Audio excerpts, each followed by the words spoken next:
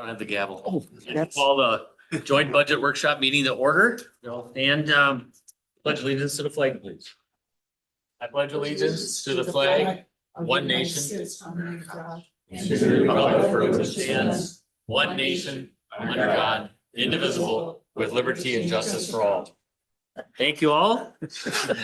Apologize about that.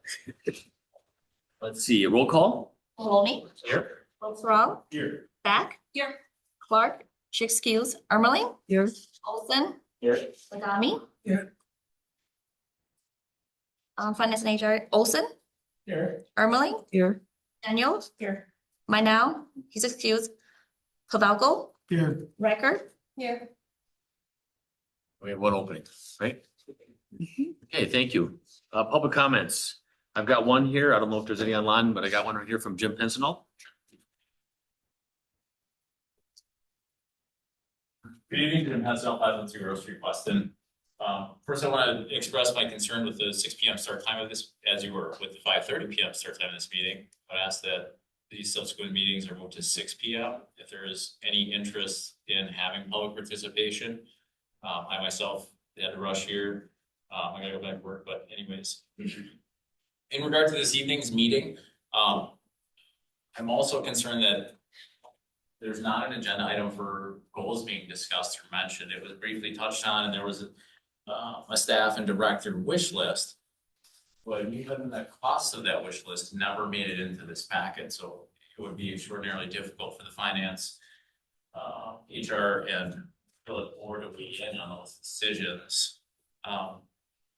And then finally, I'm very concerned that we didn't take into consideration the highest rated things by our citizens, such as public safety and streets first.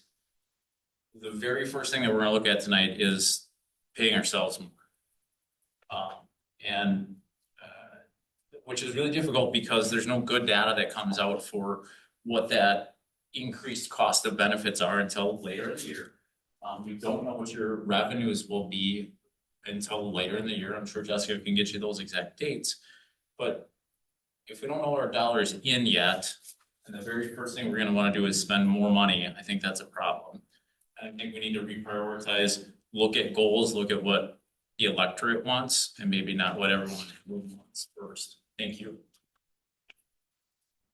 Okay, let's see, minutes from previous meetings, none. Resolutions, number 4, resolution 2026-023.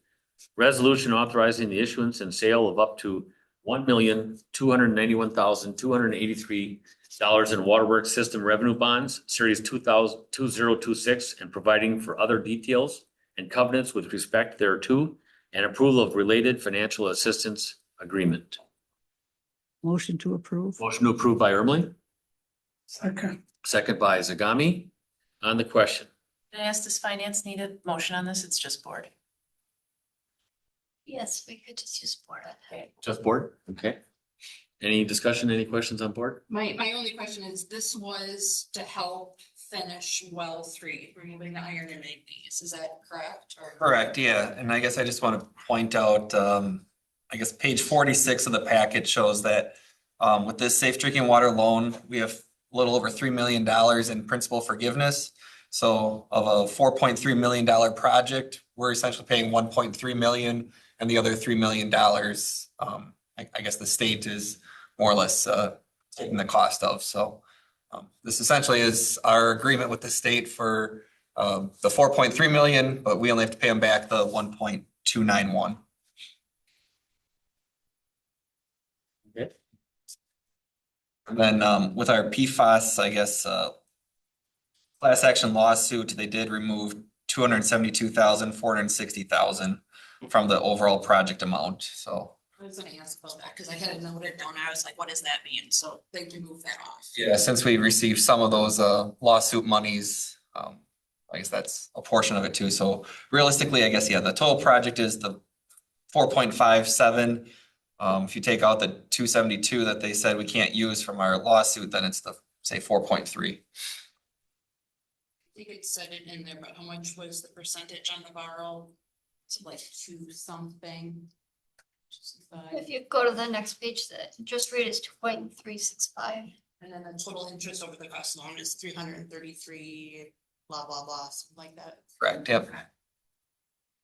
And we can't use TIF money to fund waterworks, it's like, kind of like a separate entity, so we have to do this on our own. Right. TIF is closed. Tip is close too. Okay, any more? Hearing no more discussion, all those in favor say aye. Aye. Opposed? So carried. Unfinished business. Seeing that there's none. New business. Review of budget process and funds presentation, review and equalized value of net new construction. Are we moving right to 7? No. We have a PowerPoint. Okay, all right.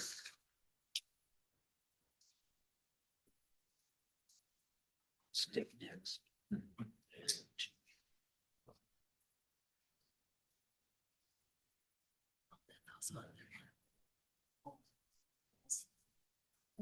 One tabs on the PDF.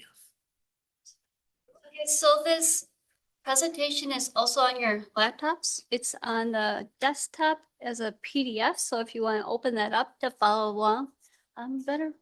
After tonight, we will put it on our website under the 2027 budget. So anyone that wants to go back and look through it, it'll be up there in addition to the YouTube video that.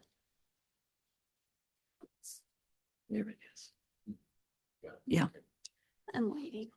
I kept looking for something else. I can start with just. Okay, perfect. Just a little bit about the budget process. This is our first year in a couple of years where we've done joint meetings with finance and HR and board. It had been that way in the past, and every year we kind of talk about how we want to do it because it's our choice. So this year again would be joint meetings.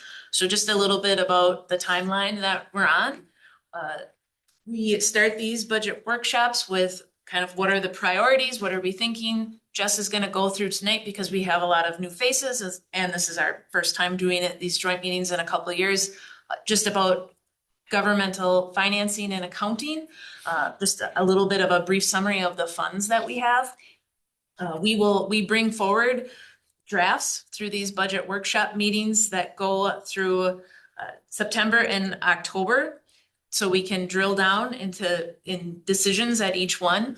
We can talk a little bit about how we're going to handle which funds at which meetings.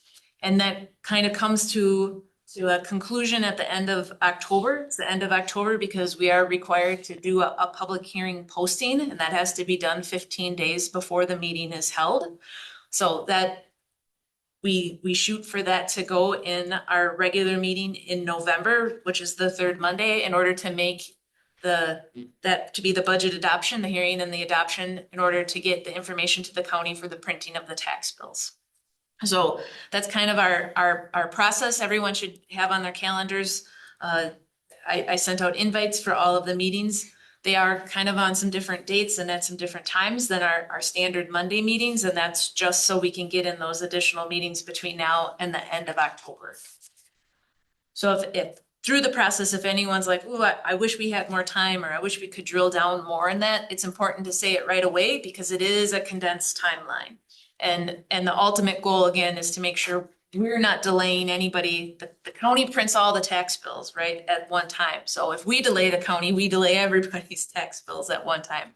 So we wanna make sure that we're getting that information to them by the mid-November timeframe. Okay, a budget is a mathematical confirmation of your suspicions. So when we go through the budget, it is just a guess. It's our best guesstimate. We don't know what the snow is going to do. We don't know if people are going to be leaving, if we have to rehire, how we can rehire. So when we go through the budget, when we get to the end of 2026 and end of 2027, usually the actuals are not that close. We're close, but not where a lot of people think that they should be because they are a budget that we're doing in September usually. Okay, before we get into the deep down into budget season, I really want to talk about the funds. So we're all on the same page when we're talking the budgeting of the funds and how each fund operates.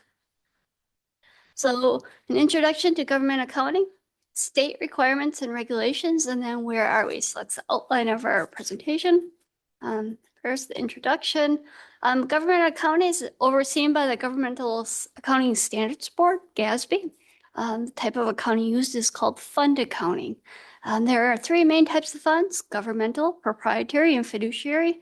The governmental funds, we include the general, special revenue, debt service, capital, and then permanent. The village does not have a permanent fund, so we'll just be addressing 1 through 4. Governmental funds we use they're accounted for on a modified accrual basis of accounting. We'll go through that in the next page, but the funds are the general fund, which is the chief operating fund of the village.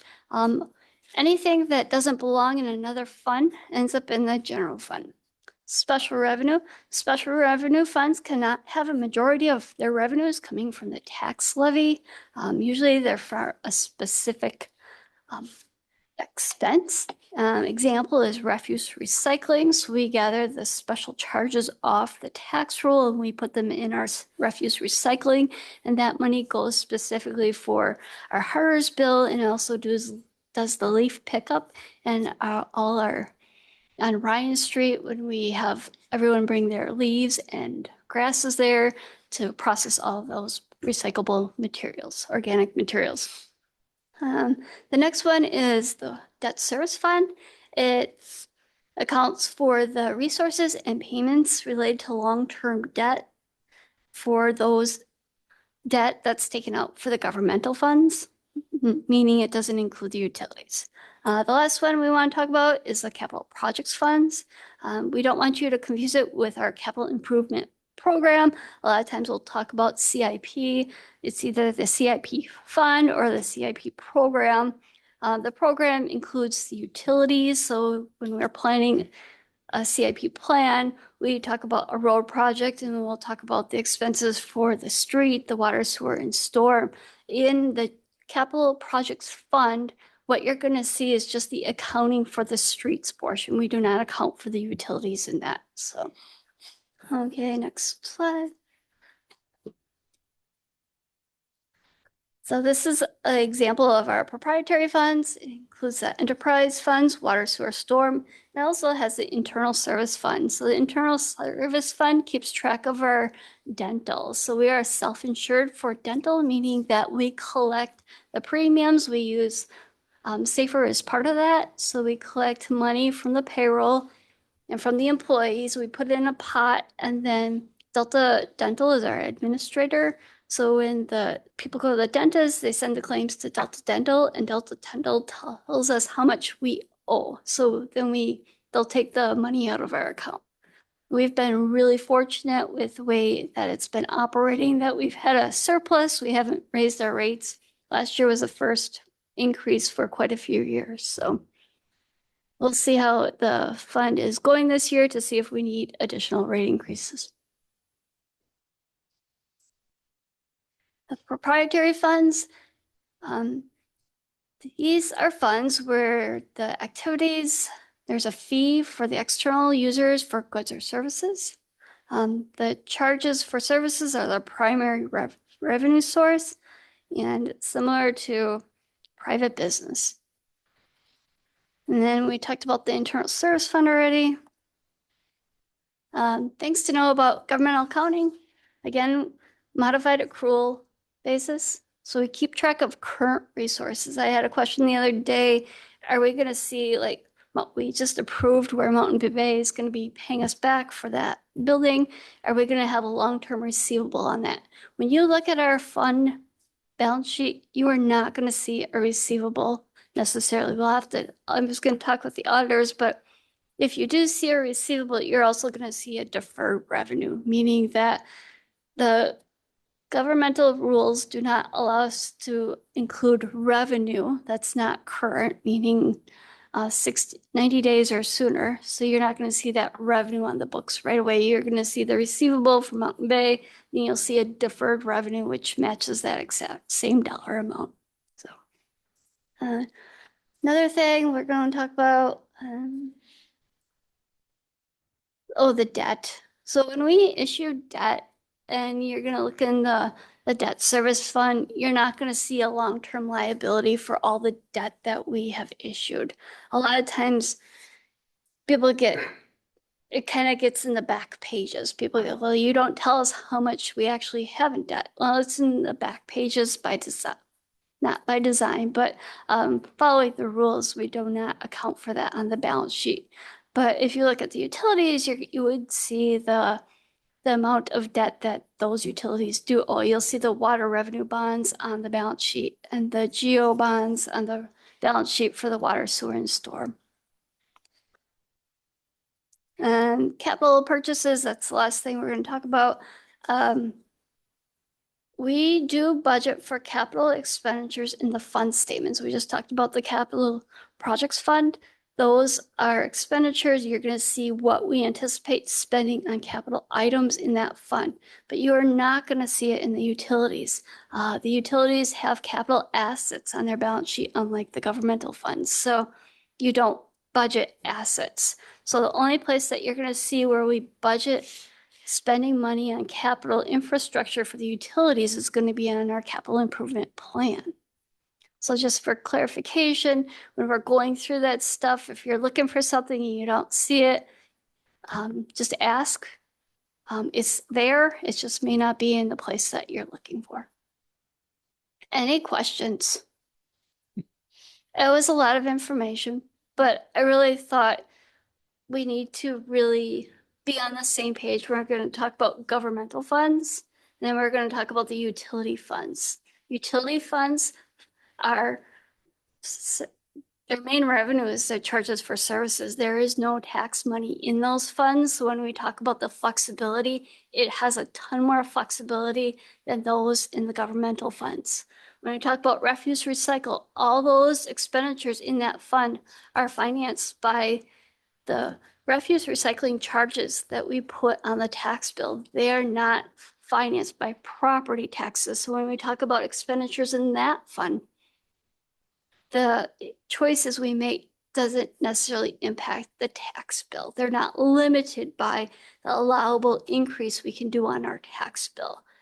General fund is the main fund that when we're talking about the amount of revenue we can levy, it's very limited. A lot of times, a strategy that many governments use is what expenditures can we kick out of the general fund? Because the general fund has so restricted on the revenues that we can generate for that fund. And some people would say you're playing the shell game. We are trying to provide the services that we can with the limited revenue increases that the state allows. So if you have any questions, don't forget to ask.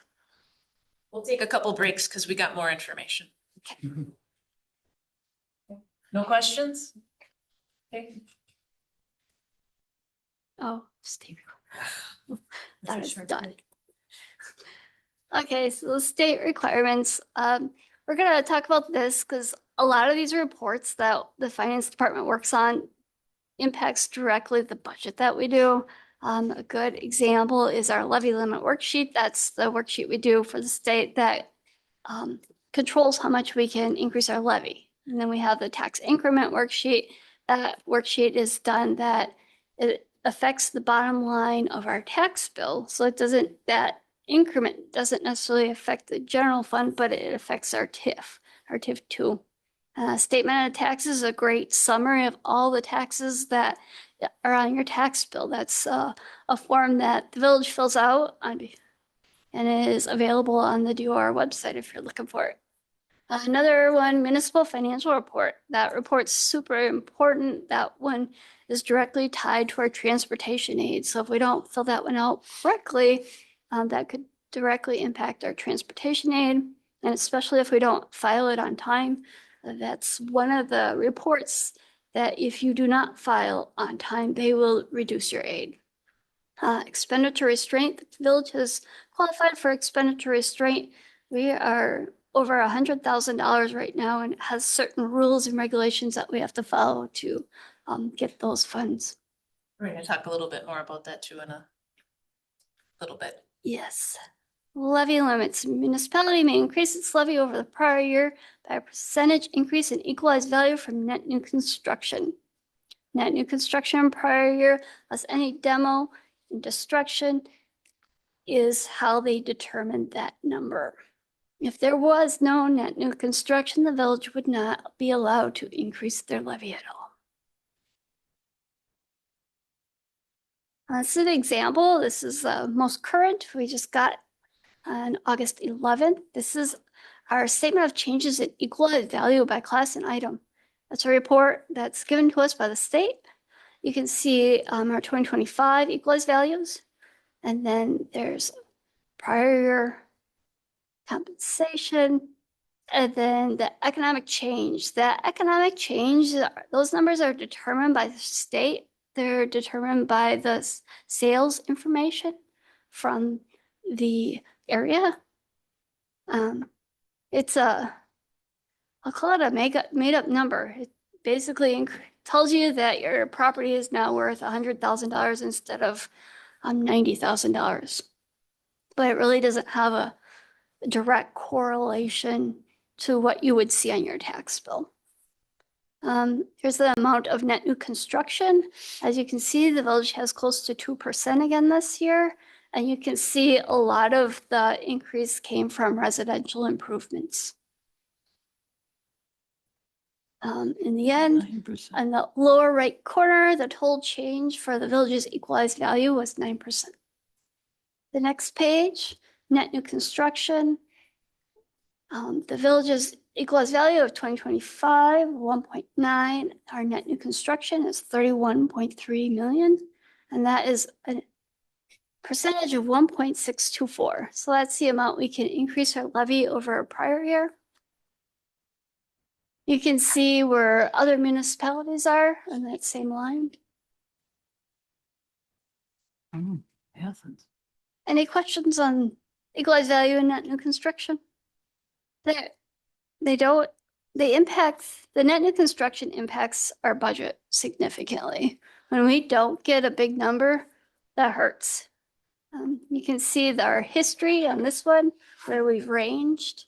You can see the equalized value, the assessed, and then how that affects our net new construction.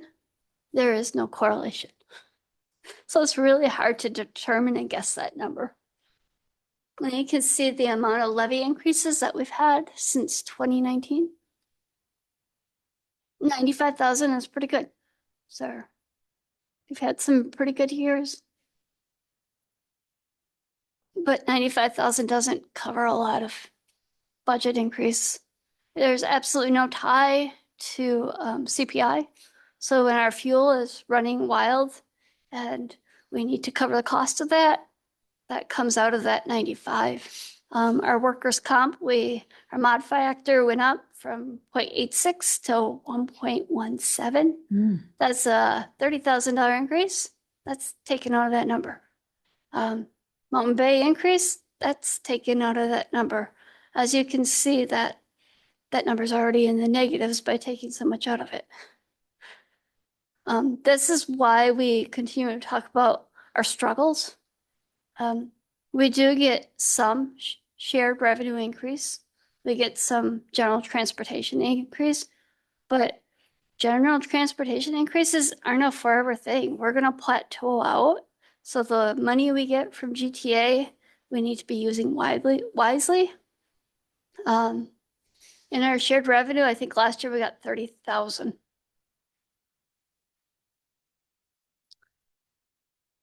Okay, We want to do seventh inning stretch here? yes, Okay. thank you. So last year we did videos at the beginning. These are just, they should be a little bit inspirational. They should be a little bit fun. It's a way to break up the presentation. If there's a video that you all really like that you think would be good to share, send it our way, but it also just, gives a rest in the middle. So this was a video that we wanted to share today. They don't necessarily relate to budget. I want to point that out. This acts of generosity is how simple it is to make people feel good. I was walking down the streets of New York City, and a guy walking in front of me, his backpack opened and a bunch of paper fell out on the street. I didn't think much of it. I bent down, I gathered up the papers, handed them back to him, and pointed out that his bag had opened. Now, in our bodies, there's a chemical called oxytocin. Oxytocin is responsible for all the warm and fuzzies, unicorns and rainbows. It's responsible for all the warm feelings and connectedness we have with each other. Friendship, love.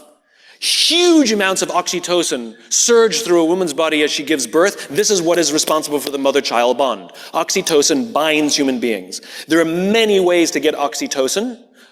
One of them is acts of kindness and acts of generosity. It feels good when we do something nice for someone. It feels good when someone does something nice for us. On this particular day, I did something for someone with no expectation of anything in return.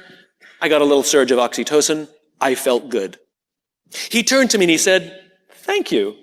It feels nice when someone does something for us with no expectation of anything in return." He felt good. I walked to the end of the street. I'm waiting to cross the street. And a total stranger who happened to be standing next to me said, "I saw what you did back there. That was really cool." As it turns out, witnessing an act of generosity releases oxytocin, and he felt good. And the best part about oxytocin is the more oxytocin we have in our bodies, the more generous we become.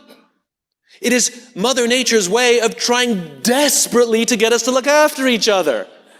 I can guarantee you that that man who witnessed what I did something nice for somebody that day simply because he saw someone do something nice for somebody that day. So what if we commit to do something nice for someone with no expectation of anything in return? Imagine what happens at work. Imagine what happens at home. Imagine what happens with our friends. But it must be genuine. I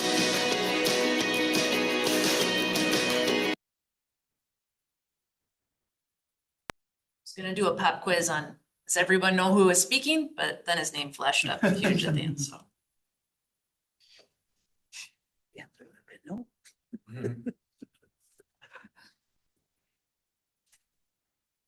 Okay, we'll continue with the levy limit worksheet. Woo, so exciting. This is just, we can go quickly unless you have questions. There's not a lot to this, but I just want you to understand that when we do the budget, when we do the levy, we just don't tell the state what we want to levy. We go through the calculations. You go to the page prior. Sure. Give it a That's second the second page. to catch up.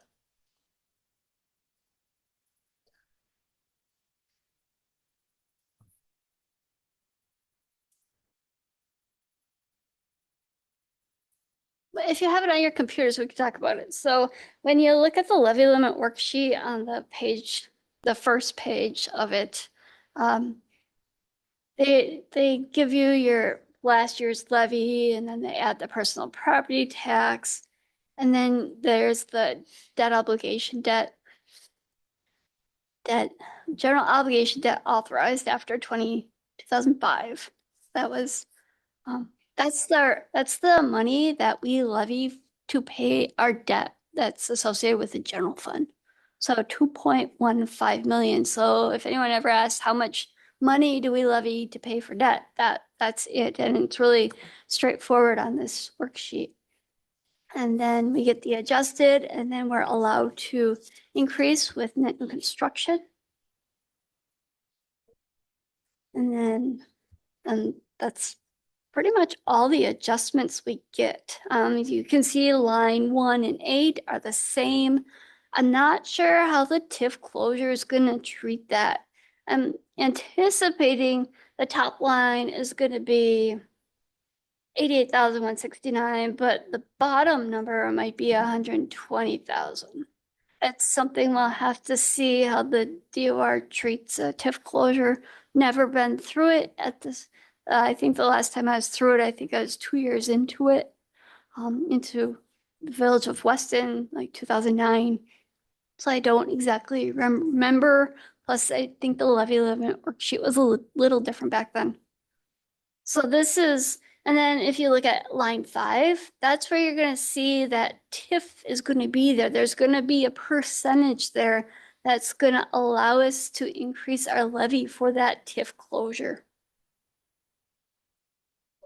So we're very excited to see what that ends up being.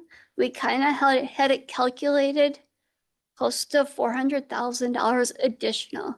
But when I say that, I also said we might be having to subtract an additional $100,000 because our personal property aid is going up. That would be unfortunate. But that's the way the levy limits work. When we did our TIF increment, that personal property aid wasn't part of the calculation.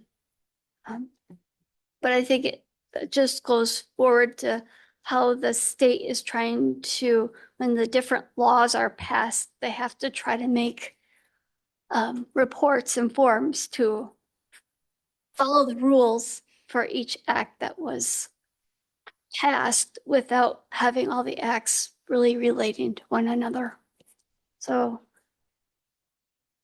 and then this next page, if you go to the next page, that again is just our general obligation debt that's due in 2026. So that includes the interest and principal payments. So if you're ever curious, we do bring this worksheet forward so we can talk about how much we actually pay for our interest and principal.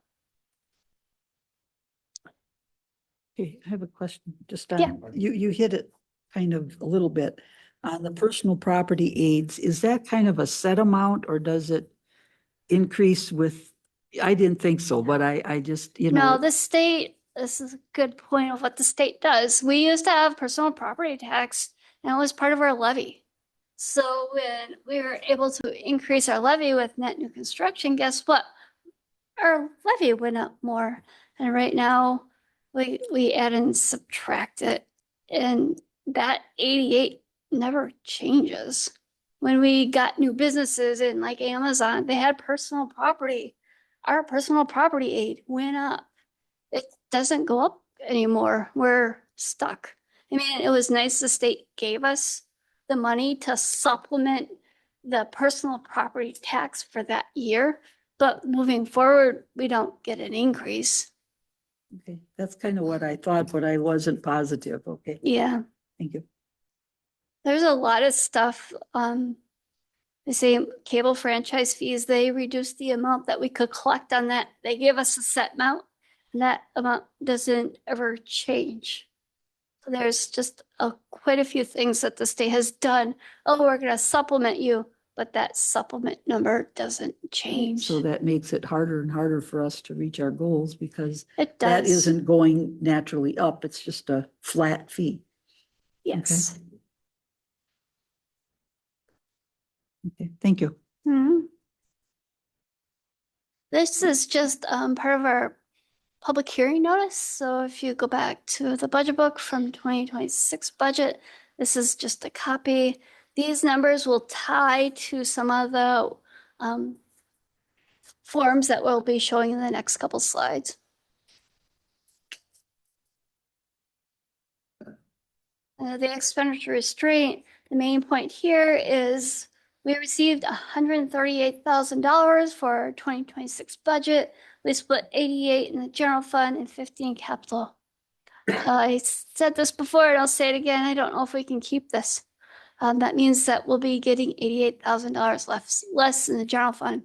We talked about the certain rules and regulations that need to be followed. I think they're on the next page. Yeah. So when we talk about it, this form is just super old because when we close our TIF, we're going to go up, like we said, around $400,000, meaning that we can increase our expenditures around $400,000. But the expenditure restraint form doesn't take into account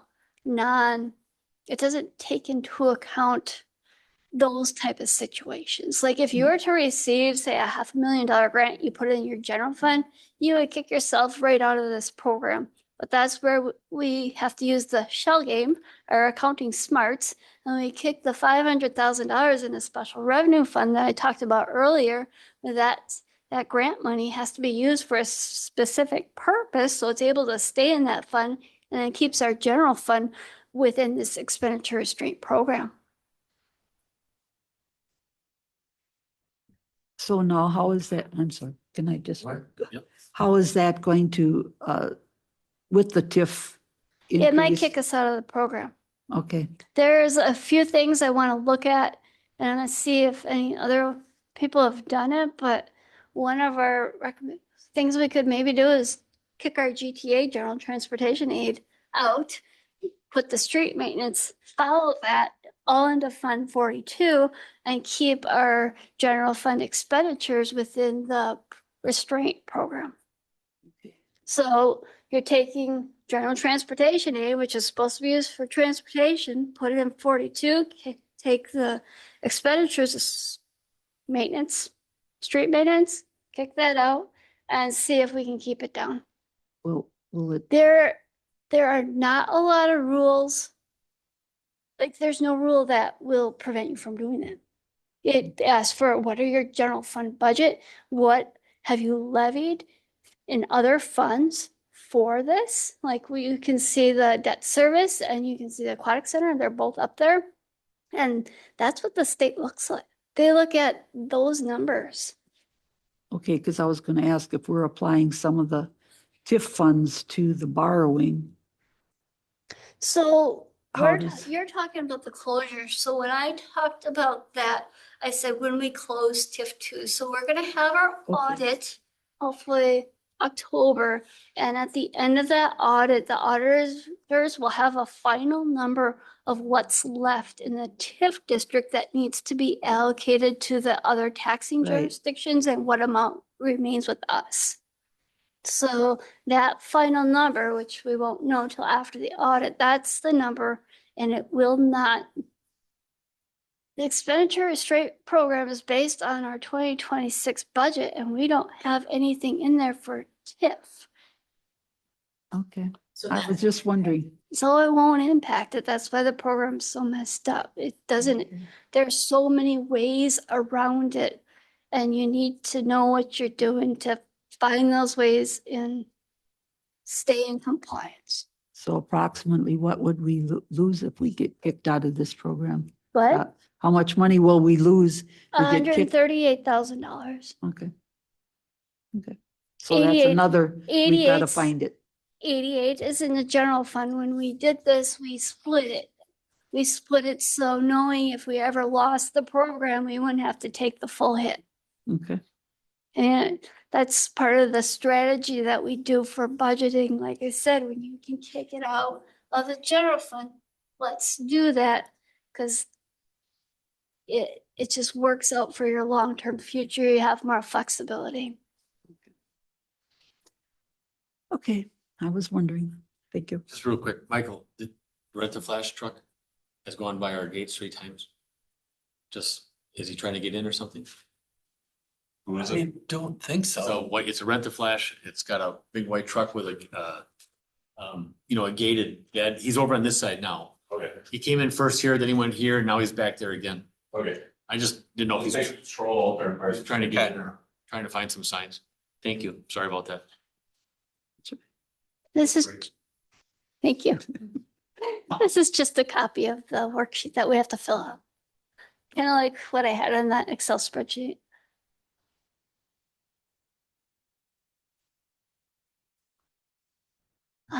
What's my property worth? We're going to talk about the difference between assessed, equalized, and appraised. I know we do this every year, but I think it's always a great refresher. Mhm.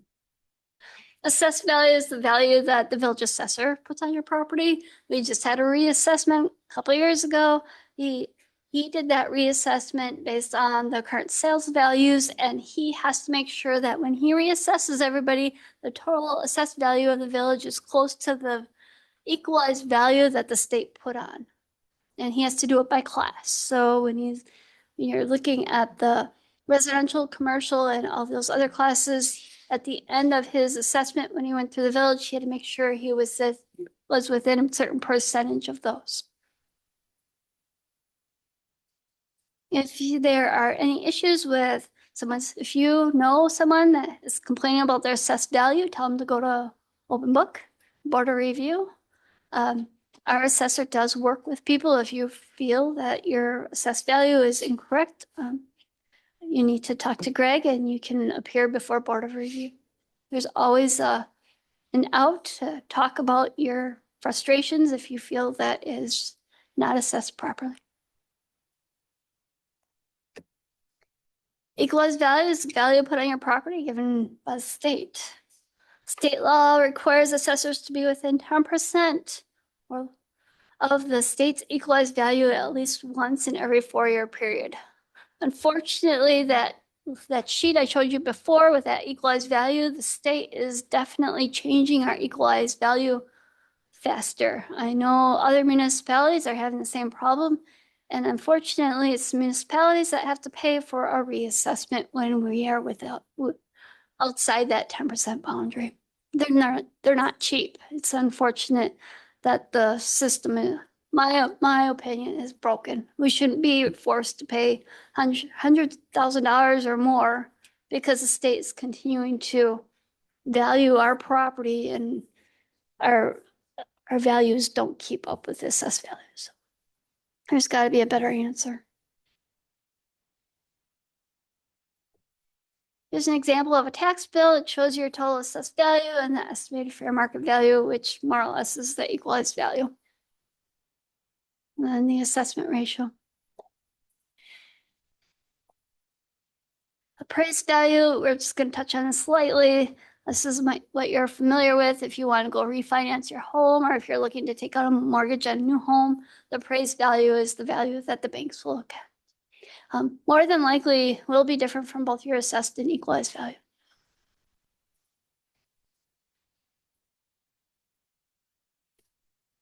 So where we are now, this goes a little bit into the next agenda item, but just revisiting those priorities. We talked about them both at the finance and HR meeting and at the board meeting last week. I was going to say last month, but that was only last week.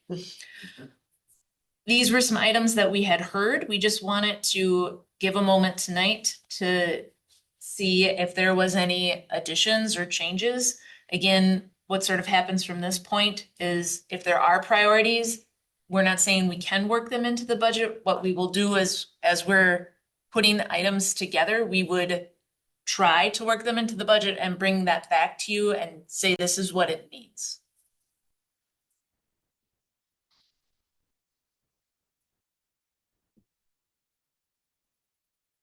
So maybe I'll give we'll go to the next slide, which is just a little bit about the consumer price index. Because maybe we'll read that priority agenda item, and then if there's anything more to add outside of those, we could have that conversation then. But I just wanted to point out kind of where we were last year to this year on the consumer price index. The CPI is often a common way of evaluating what the cost increase has been in the last year. Last year we were at 2.7 at the end of July, and this year we're at 3.4.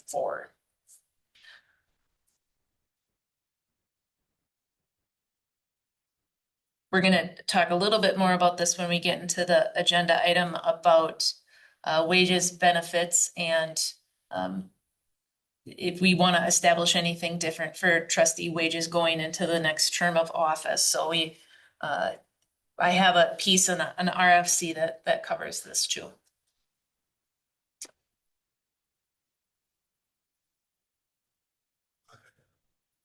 And then just our last quote, that a budget should reflect the values and priorities of our nation and its people.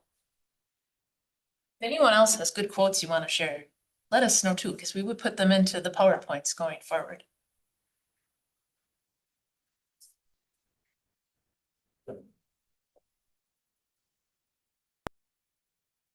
Moving on to 6. Thank you, Jessica. Yeah, thank you. Very informational. Good Appreciate it. presentation.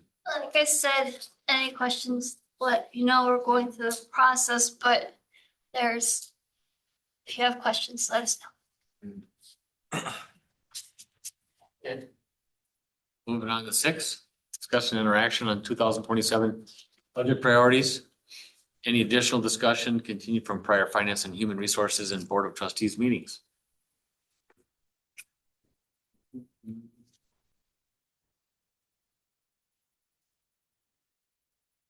We talk a little bit more about doing longer term goals and would that be considered a priority, like having departments set a 1 year, a 3 year, and a 5 year goal? Could that be something that could be worked into budgetary when they're proposing their 2027? Saying this is 2027, we imagine in 3 years, we're gonna need X, Y, and Z, and then 5 years, we could look at a little bit longer term. Is that something that could happen? Yeah, I don't know that we could always establish a number with that, but certainly what we're thinking for future, yes. You know, like we talked last time, when you brought it up, you know, we can bring in, start just populating more and more spots in the next year's, 3 or 5 year budgets. And as, 3 or 5 years from now, we'll have more population in there because those are the priorities that we wanted to do. I think that's a great idea. I really Yeah, do. we do that. And kind of have it earmarked. Yeah, somewhat in borrowing. I can remember streets especially would do a kind of Mhm. projected, Correct. Michael does it on a CIP. Right. 2026, 2027, 2028. right, I would imagine there's some way that some of these departments could do something similar. It Right. wouldn't be perfect, but something similar, so we can start looking, longer term. If we know a specific department is gonna need X, Y, and Z personnel, we know that in 2 years, they're gonna need an increase, which may be another $70,000 for budget, so we need to start planning. I guess I would like to ask, I mean, we can only ask that like the police and fire would kind of do that also, I think that's a good suggestion. because that's where the big funds, besides the street, that's where the big funds come in, is those 3 departments that, and they can kind of control which direction we're going. So, And do we have a difference on what a priority is versus a goal? Meaning, a goal might mean a village is looking at growth versus maintenance. Then a priority of a lawnmower is something that the department wants, but is that a village goal? I would say your goals are in your strategic plan. And your budget would be your priorities that you're gonna put forth for that year. So your strategic plan would outline what are those big goals, what's that long-term vision? Cause making the determination of whether or not you want it growth or maintenance, that's a big goal for a village. You're projecting out for a long time, saying we're gonna make the determination that we're only doing maintenance and not growth, right? Like that's a larger conversation. That's a strategic. So I would say goals are strategic and these priorities they're really thinking in the next 1 to 2, maybe 3 years. I mean, even our capital plan, we do project out 5, but we're shifting all the time in that. I mean, we're gonna talk about capital here in just a little bit. You're certainly working on those engineering plans a year or maybe 2 years in advance. But so in 5 years, those items could shift dramatically depending on what happens. And when do we review that strategic plan, out of curiosity? I don't remember when we did our last one. So I had that as part of our priorities, if we wanted to have someone walk through us with that, because our plan, it went essentially through 2025. If we wanted to have someone come in and redo our plan, update our plan, or if we wanted to reaffirm our 4 goals that were in the prior plan. That also, that's use your mission, your vision, and your values.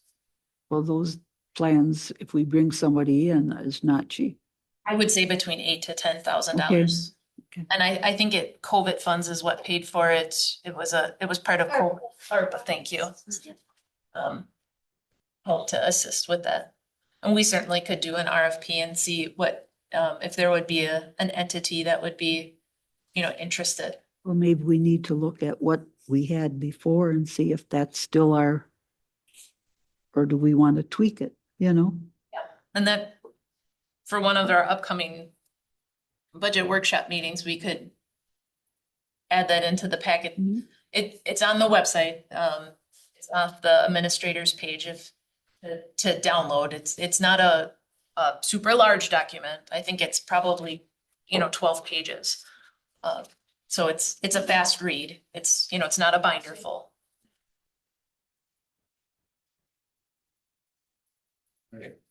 Yeah, go ahead, Brent. I guess I don't know if we wanna maybe prompt a discussion on just looking at the priorities that were on that slide. And just making sure that they fit within the priorities given to us by residents on the comp plan. Again, reading from the top of that list with their importance, we're looking at EMS, road maintenance, repairs, fire, police, plowing, salting, trash collection, public water service, recycling collection. And then we get underneath 60%. And 86% of people said road maintenance and repairs were important, and 13% are currently satisfied. So I'm wondering, do all of these priorities that we've identified actually fit within those? Or are these more staff and board member priorities versus community priorities? I'm not saying one way or another, but I do feel like a couple of those maybe don't fit in those identified importance levels given to us by the community. Good point.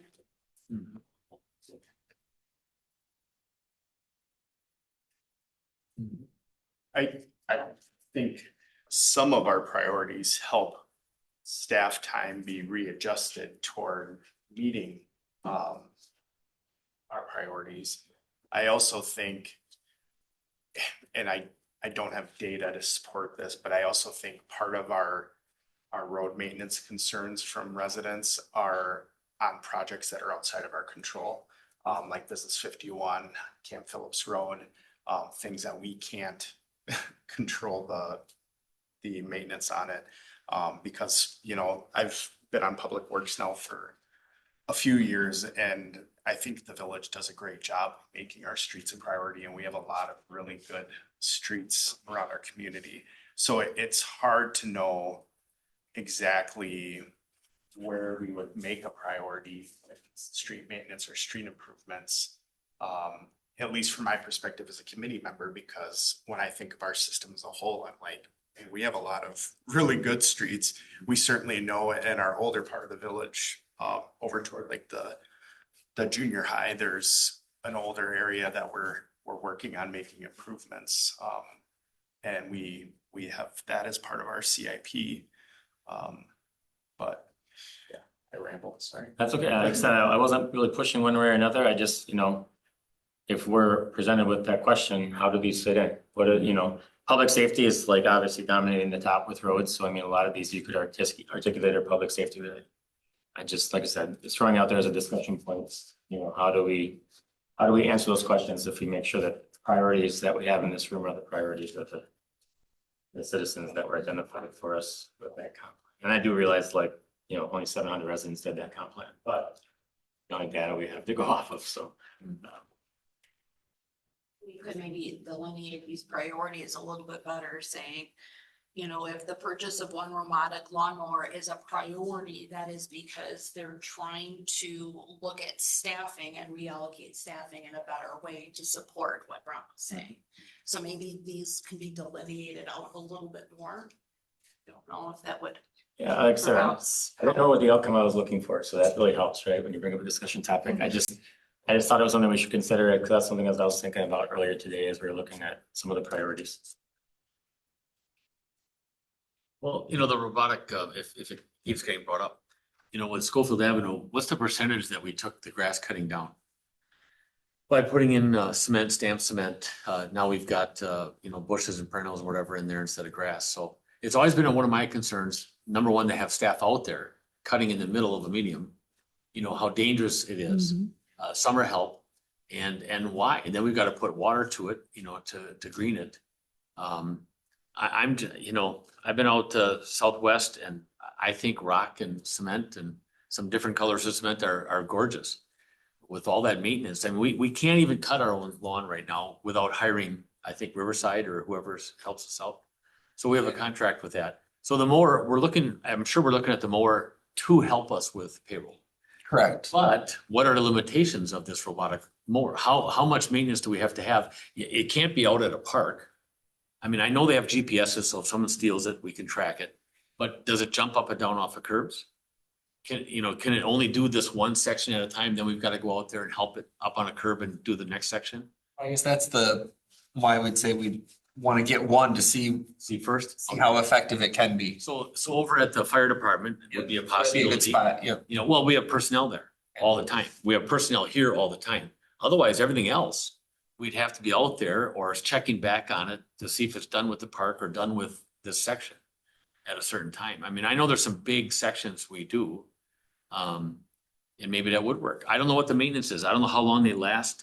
I don't even know how much they are. The district uses them, Hmm. on all the soccer Some of them fields, at the so they would soccer be field. good resource. Yeah, And and they there's- don't check on their, I mean, they're not going out there to check on No, theirs. and there's people there, so they can help that out. And that's a big section at one time. Right. Right.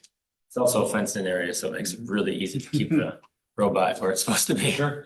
Oh, I look at the lawns. I look at personal, people's lawns and I think they're gorgeous, I always think that they randomly do this. No, they don't. They go and they put the lines in that you want, so, yeah. So I'm assuming that that's there to take away some payroll, definitely. We cut a lot of lawn, to the point now that I think years ago, we weren't even identifying where that labor was going. Now we are. So now we actually have the labor slotted to what is the lawn cutting so that we can identify if we're up or down each year or whatever. Okay, good. I think we talked with the potential of the facilities or grounds position because of the TIF closure and bringing those funds back that we are paying the outside firm if we had that additional staff help. So I don't necessarily want to say that it would save on labor, but it would give our labor the ability to do higher purpose task than the mowing. Yeah, go ahead. Shane. Why couldn't we put the ground cover in there? If we put the ground cover, we don't need to cut it. Mhm. And it's not really difficult. So I have used it, it worked, and no maintenance. Well, I don't know what y'all think, but, I know we have just two little mediums over on Camp Phillips and Ross Avenue that have, a colored cement, one way, and then we've got some, actually, we got it donated from Everest. They donated some of the extra turf to put on those other two, but you drive down Thomas Street in Wausau, that artificial turf looks pretty good to me. And they maintain it well. They don't let the weeds come up on the side. I was, And, unless you don't like it, but I mean, if you want green, it can certainly be that. So, yeah. well, that's the one thing that, when you said that they keep the weeds out, it drives me crazy when you go down these strips where it's cement or blacktop in the middle, and then you got all these weeds coming up in by the cracks, and it looks terrible. I mean, But it's everywhere, I know, so but- I get calls on Camp Phillips and I go, Camp Phillips is the county, right, or a road going onto the highway and they're 4 feet in the air. right. Well, I used to call all the time on the Arrow Bar, right there, and that now got redone. And my heavens, it's 3-4 feet in the air, bushes. And you know what? I'm old enough to know that train cars didn't used to have graffiti, and now they all have graffiti. So is that something that we're just supposed to see and look at and not pay attention to anymore? I have no idea. No, I'm just saying if we put it down, I would hope that we do some weed killer on it or something, Yeah. once in a while to save, if it's saving. But public safety, that's number one. And I don't follow Yeah. along with the parks meetings as much as I probably should, but the Eau Claire River Trail, has that been a goal that's been around for a while, or where did that one come from? I don't know. It was you had put forth those three from the last meeting, that's why they're on there, and it had to deal with the trees being in the river, which is gonna be brought back. They did come and present to parks. We said that we would work with them, and they're coming for tourism funds, which may be a better fit long-term as an allocation of a portion of tourism to keep the river passable, since we have made the investment to have access to the river. And that's basically why I had brought it up. Just to make answer my sure we had question. Access I didn't to get connect to those it. two things. Yeah, there was difficulty. Okay. They spoke, I think, at a parks meeting, there was difficulty. Luis could probably speak to that. Well, better. it's a little, it can be confusing. We're not talking about necessarily the gravel pathway trail that goes along the river. We're talking about the actual river, which is a trail system in itself, that the county's working on trying to make into a much broader trail system connected with, the Wisconsin River. We want to make sure that if we're going to attract tourism to our community through that river in kayaking and other things, that it's passable and people are going to enjoy it and not have to get out and carry their kayak through brush. So they presented on some ideas about areas, they've already done some things, but some other areas that could use some help and some signage as well to make sure people know where to go, because there's parts of the river that where it used to go, and now you'll end up in a sandbar instead of going in a new channel, and it's a river, so it's always adjusting. So we did talk about, not necessarily about levy dollars, but about is there tourism dollars or grants we could look at for that, but that's, I would say if you're looking at it in a stance of like the park system, it's a priority, make sure that we keep that usable, that as it continues to develop with the county, it's attractive to people.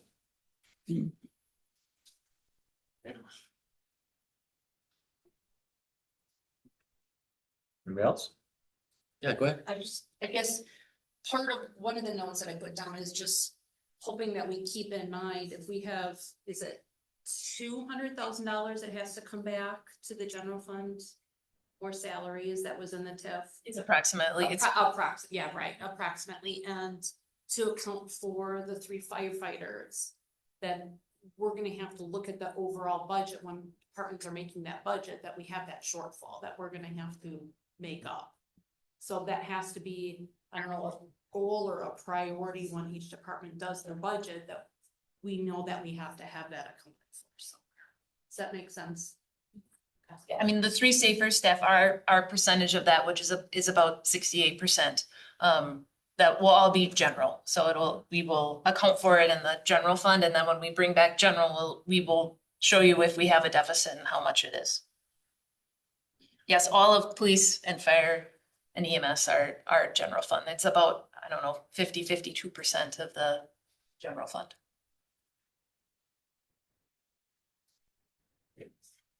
I guess I would just add, I mean, last meeting, I think the first priority listed was just maintaining staffing levels. So I know that wasn't necessarily on that list, that was in the PowerPoint, but I mean, that's a big one for us, is just what can we do to just maintain our current staffing levels? We hear, you know, with some of the constraints we have and other, revenue, we can't just say, oh, I want to add 2 people, so we're going to add $200,000 to the levy and, poof, we have it. So, a lot of this is trying to figure out how can we be more strategic with the monies we have and make sure we at least can keep the people we have currently. So.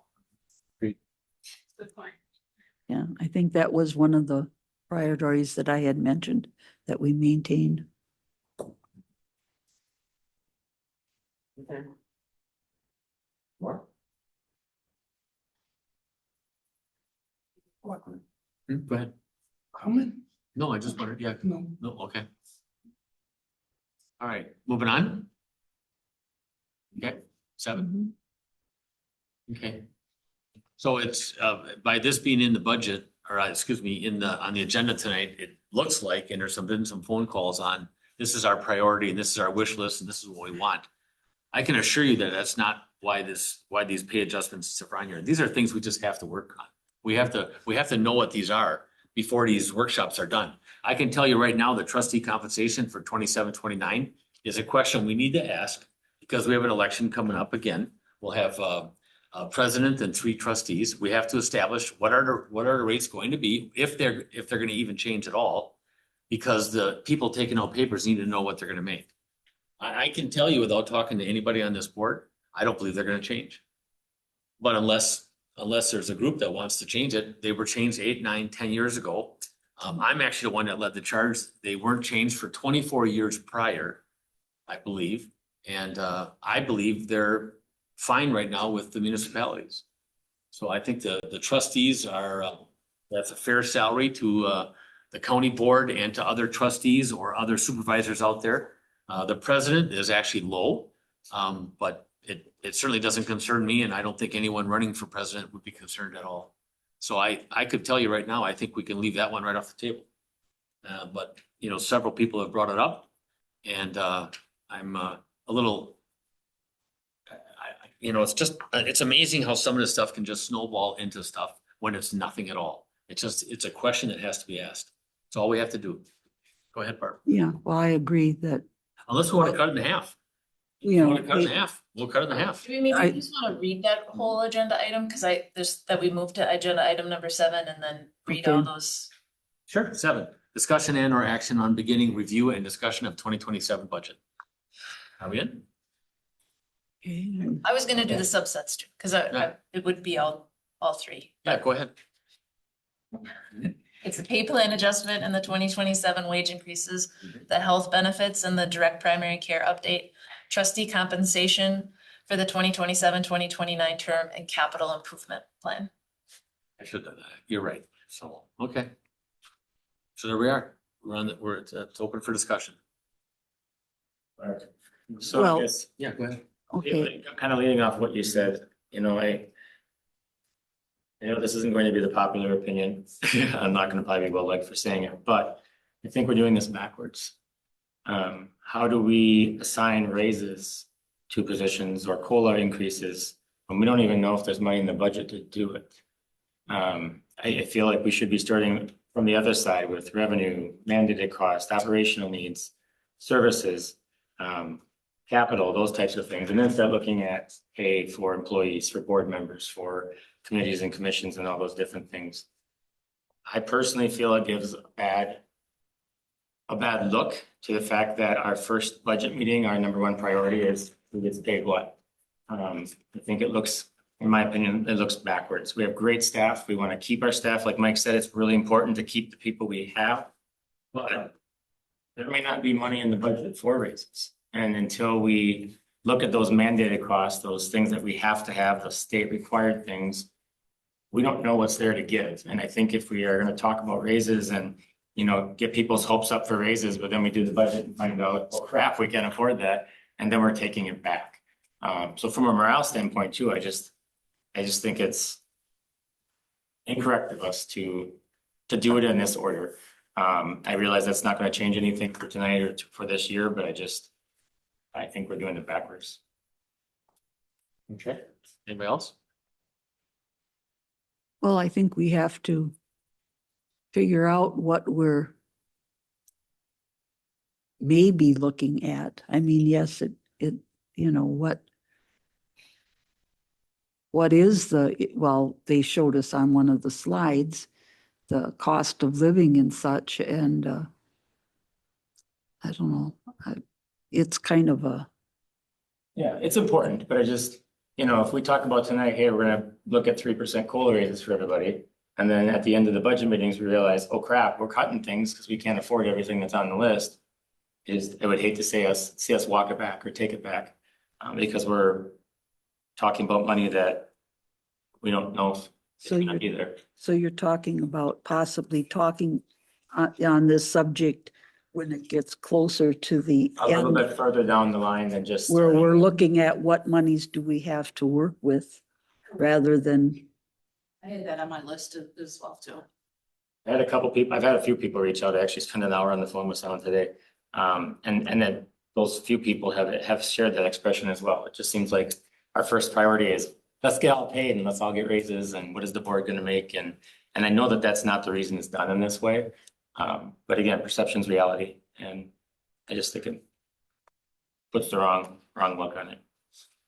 well, I guess I would like kind of an update at this point on where our health insurance and such is going, if that's benefits. I mean, do we know what, have they given us any warning that they're going to increase our premiums or? So as part of the RFC, maybe we'll do health insurance first and then we could cycle back to wages, but we do have placeholders. I think that the reason we have this conversation now is because we put placeholders in the budget as we're developing it through this process.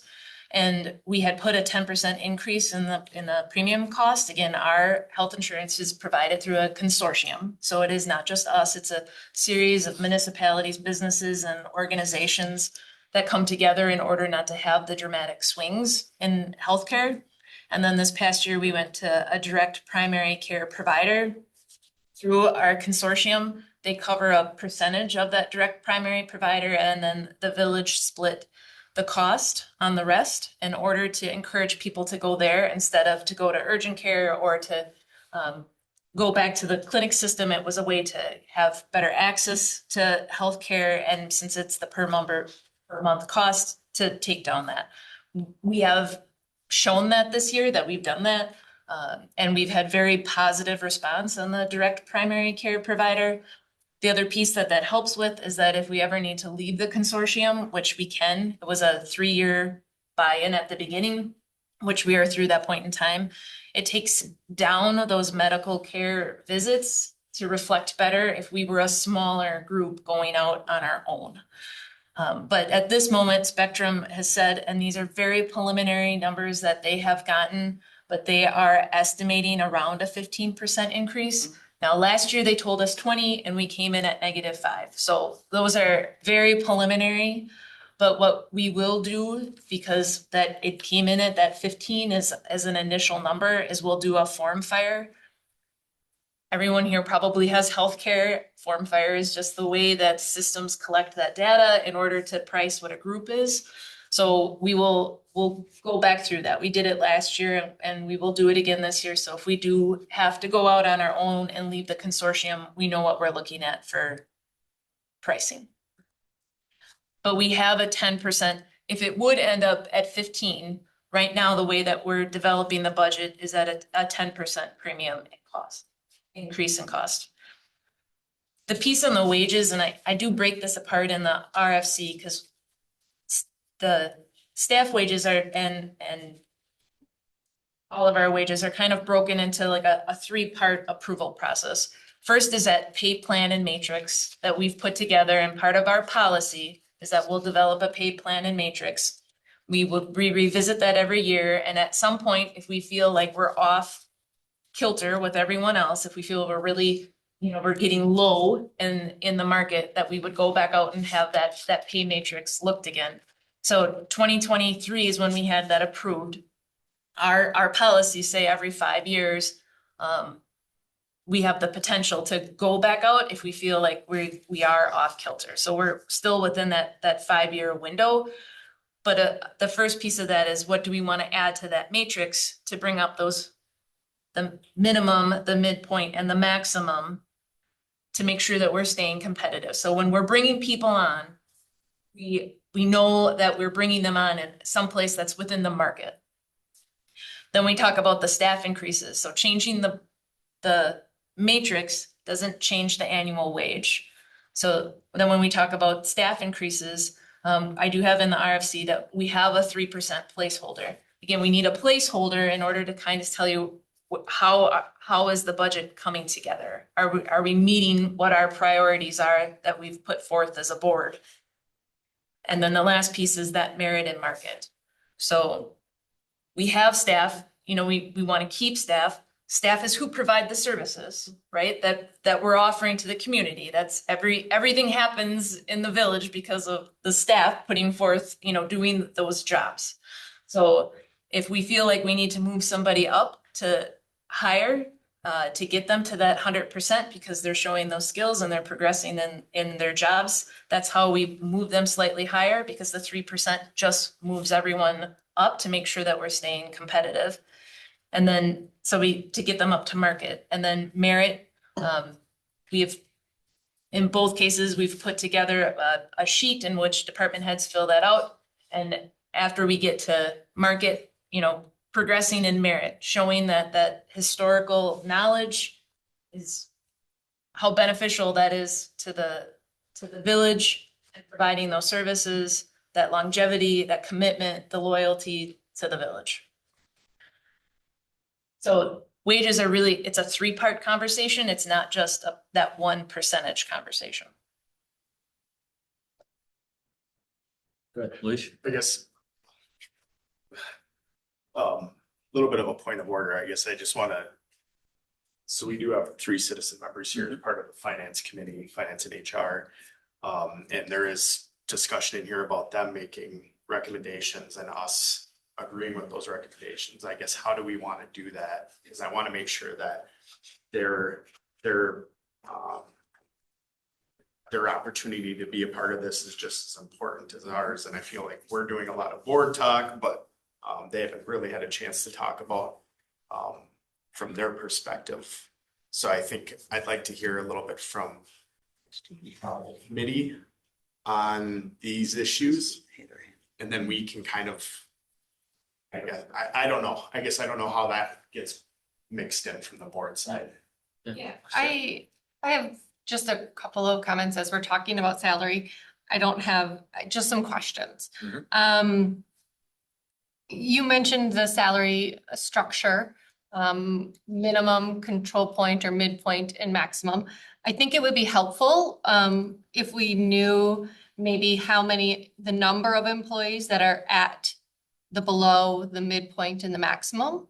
I think that would be helpful to know where, or the number of employees that are at the various ranges within those. I think it would be helpful to know the compression between supervisors and employees. I think it would be helpful to know, you gave some examples of how that 15,000 in merit has been used. I think it'd be helpful to know a little bit more, maybe some examples of how that merit has been used. And then I think it would also be helpful to know, you had said you put a 3% placeholder in the budget. I think it'd be helpful to know the total cost of maybe every 1% change in salary. So what is every 1%, the total all-in cost of that? And I'm talking salary, and then what are the benefits related to that? So those are some things that I think would be helpful for me to know in order to make a more informed recommendation to the board. Great request. Good, very good points. Very, very good. Yep. Do we give raises every year? Are you talking trustees, committees, or staff? Staff, just staff, Staff. only staff, yeah. So was it 2024, they had 3%, is that right? And then 2025 was 3% plus the 15,000 merit, and then 2026 was 3% and a pay grid increase, was that right, the last 3 years? If the grid increases, it doesn't equal any salary change. So we do the merit and market and the COLA. So the 15 is not divided equally across the board. It's put forth through the recommendations. So last year we had a 3. I think the year before that we had a 3. I couldn't tell you because I've been here 3 years. I couldn't tell you when was the last time that there wasn't a cost of living adjustment. I think we froze it from 2020 to 2023, I think that was frozen. I would say one year there was, but. There was an increase, but not a cost of living. Right. Along those lines, Because they were done at 2 different times and it was confusing. It really, right? I mean, it was confusing. It was confusing for me as a board member, for sure. That I didn't quite understand what was happening. And I think if we could have had our hand around it, we looked at it a little bit differently, but yeah. Was it like COVID dollars, or what do you mean you gave? No, it was a cost of living raise separately than a raise. At different times of the year even? Yeah, Sometimes, a couple yeah. months, yeah. Yeah, it was. Well, it caught me personally off guard because I kind of thought, well, wait a minute, we just gave a raise. And in my world, it's a raise. It's not a cost. Well, wait a minute, that doesn't take care of the cost of living. Well, wait a minute. A raise for me is a raise. That's just whatever I've worked in, that's just what I did. So that just caught me a little bit off guard here. So, and sometimes it was a 3+2, a 3+1. I mean, it was kind of different. And I know back years, I think there was even some freezes, but I'm talking 15, 20 years ago, maybe. Not even that far. Yeah, not even that far, because I've been on here now since. Michael was here, I was here. Yeah, There was multiple years Jessica was here yeah, that we were frozen. Yeah. Right. I paid Chris too. right. Imagine me trying to dig out those numbers, so it's really hard to try and figure that out, Mhm. yeah. Along those lines, with all the insurance premium increases, do the employees share in that ever, or does the village absorb all of the increase every year? Just real quick, let's just make sure we answer her that'll happen. Yes. Okay. Yep, we'll bring that Right. back. Okay, Brent, go ahead. They're just, wondering, is it always the village always incorporate the entire increase, or have we passed on to employees, and if so, like how much and when? So has always been part of the board conversation when we have found whatever that final number is. I believe the past 2 years, the village has absorbed those costs. We do have a split. We do have an 85-15 split. It can be less if you do a wellness benefit, but you have to, not everyone participates in the wellness benefit, then those could be changed to a 90-10. But that's always a conversation when we have that final number. And it's been the board's determination I think the past 2 years that cost has been absorbed. And dental is 100%, right? No, not anymore. It used to be. It was a long time ago. Was it? Okay.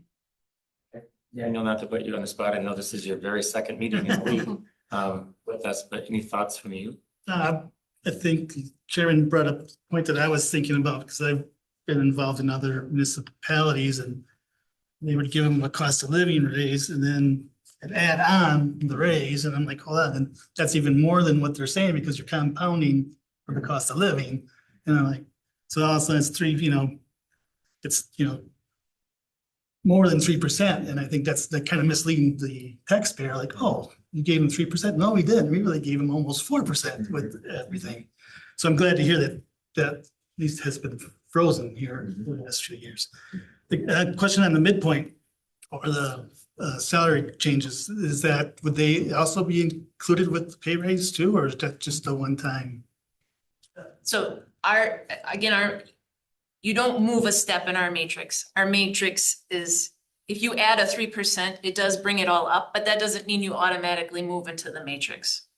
Right? You would, when we set aside the merit and market, that's not allocated at the same percentage across the way. We might say to someone we see is lower that needs to get to that midpoint, a department head would put that forth and you see that separately.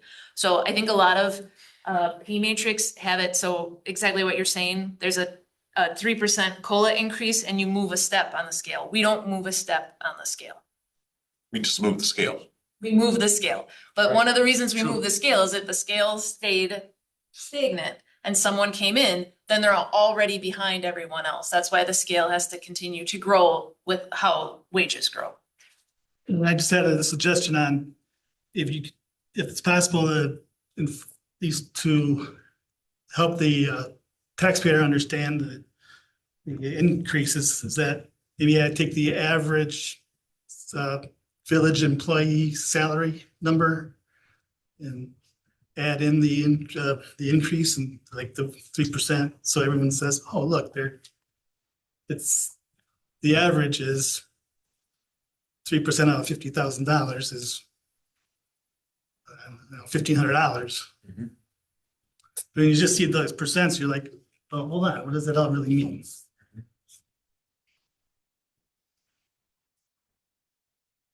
What would be approximately the average salary? No idea. We'd have to look at it. We'd have to look. We can bring that back though. Where are we at total employees not having Safer and Mountain Bay Metro in? 40, and that includes part-time, not seasonals. 40 employees that includes part-time. Includes part-time, but not seasonals. Got it. And we have, currently you're talking about the 2 part-time in administration. And Scott, and one. Oh, yeah, Scott too, yeah. Okay. All right. Yeah, instead of a full-time administrative assistant, we now have 2 part-time that are more flex and they kind of work out the schedule better. I think it works better. Right? Yet? No, not yet. It's pretty new. It's pretty new right now. Losing another one. Oh, okay, well, yeah. So you just get the kinks worked out and then. And she's throw right. a loop. Okay. Different opportunities come along to people. Yeah, that's, well, if they're good employees, they should be being hunted down. That's what I do. So I guess that's a point too. I mean, I know I have two out of our 8 street guys that have applied to go work for a neighboring community that's looking for a person. So, I mean, that's where some of this stuff does get a little bit of, it is the priority of maintaining and keeping our people. Like we can't stay behind, because if we stay behind, to Mark's point, people are contacting our guys. They are saying, hey, we got an opening over here. Do you want to come work for us? And now we're training and trying to learn how to do things, and our service level isn't going to be what it is. It's going to go backwards. Can you name the municipality? No. You can see who's hiring right now. What? What? You can see who's hiring. It's not a long drive from here. Okay. Well, I mean, it's, if I was a neighboring community, I'd be coming after our staff. Absolutely. So, yep, I'm used to, in my business, I'm used to a lot of turnover. And that's just the way it is. I think, Sometimes it's hard to deal with it, but it's also a compliment, so. I think the part that's tripping me up here is the priorities. You know, nothing is listed about staff retention, right? We're talking about a robotic lawnmower because of wages, right? Like we want to reallocate people's time. Let's put that. Don't put like, if I saw this as just as a community member, like, oh, the priority of our village is to buy a robotic lawnmower, I would be like, seems like an odd priority to me as we're sitting here talking about retention and losing people. So it doesn't feel like those really are our priorities. And so I guess I would, if we're gonna post this on the website, like I would rather it be worded differently. I just feel like a robotic, and even in the minutes or in our last packet, it was 2 robotic lawnmowers, right? And so I just feel like that's not really maybe one of our priorities. Like we clearly have a bigger priority here, which is staff retention, wages, which is a big part of what we're gonna decide here, right? Human capital is huge. So I guess that seems like an odd priority to me. And maybe I'm sure because I'm like a robotic lawnmower, that's a priority here.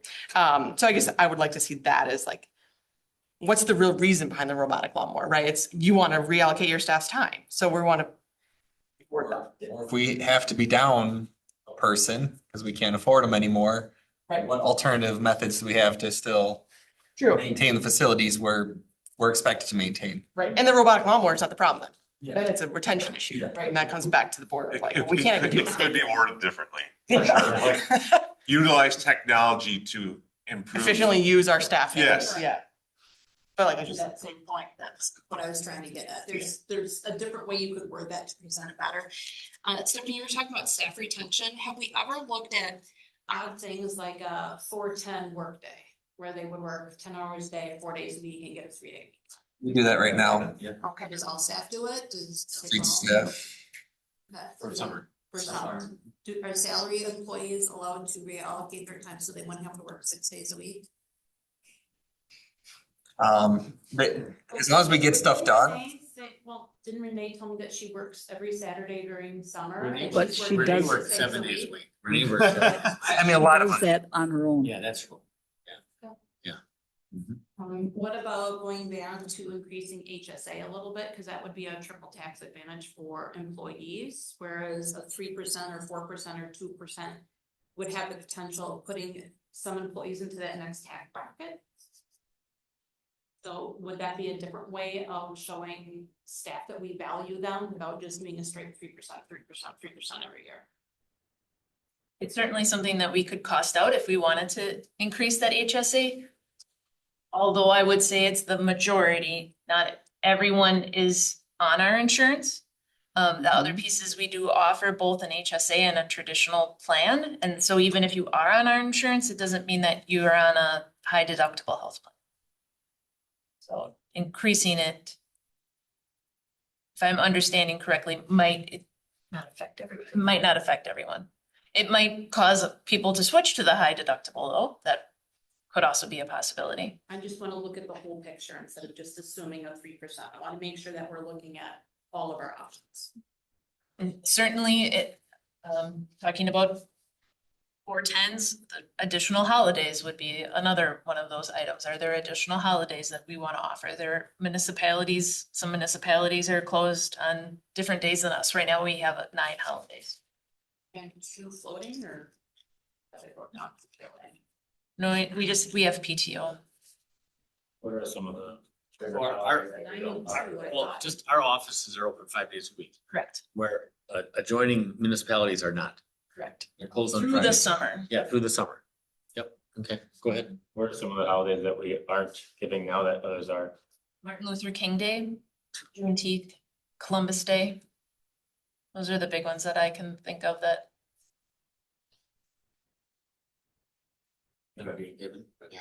Right? Veterans Day, yeah. Do we have some wellness incentives too? That they get, Garmin or like cash cards or anything like that, if you do certain things, do we have any kind of wellness incentives that employees get? We do wellness, I guess contests, we want to say it that way.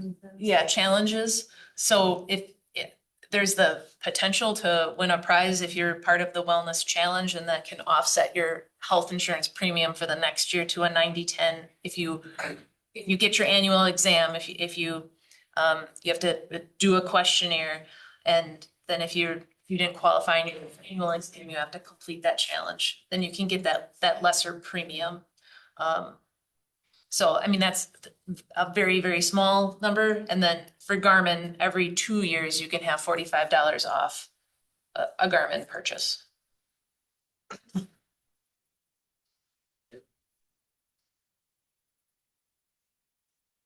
Anybody, everybody. Is wage is gonna be the largest expense that we'll talk Yes. about? It's what I mean, like, we're spending a lot of time, and I was like, probably makes the most sense that we're talking about Yes, this. by far.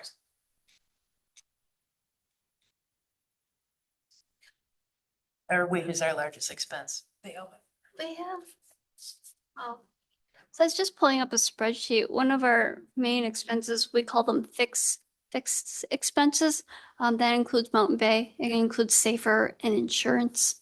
We also have and those are over 50% of our budget. We have no say in that. Those are contracted. We get told how much we have to pay. So those increases are already known. So when we talk about the budget, the board really only has control about half our budget. That's general. I mean, what we're talking about is general. We're talking about general. Your but public that's- safety contracts are 52% of your general. The next is contracted services. So street maintenance is in our general fund. Is it a 500,000, 300,000, 500,000? That's a huge expense in our general fund that we have control over it, but we just said street maintenance is a main priority. So what we've done in the past is we've shifted those expenses out of the general fund, trying to maintain that, funding it with the general transportation aid increases, not to affect the general fund so much. When I looked at my spreadsheet for 2025, I know it's a year ago, but our wages and benefits were about 27% of the total budget. So when we're talking about that, I did find, so the average hourly wage in 2026 is 63,382, to give you an idea with that. I have my salaries in a separate column, so it was good to get those numbers for you. Your 27%, is that just general too? Yes, that was just general fund. And then, so salaries, the average is 88,724. 88 for salary, and what was it for hourly, 63 or 64? 53, I thought. Okay. And that's based on the 2026 estimate. So You by chance have the highest and lowest in front of you as well? the highest, 127, and then the lowest, I don't have the lowest. We can have what that used to be. I don't have it because our lowest paid employee left. That, are you salary or hourly? That was hourly. Yeah. Yeah.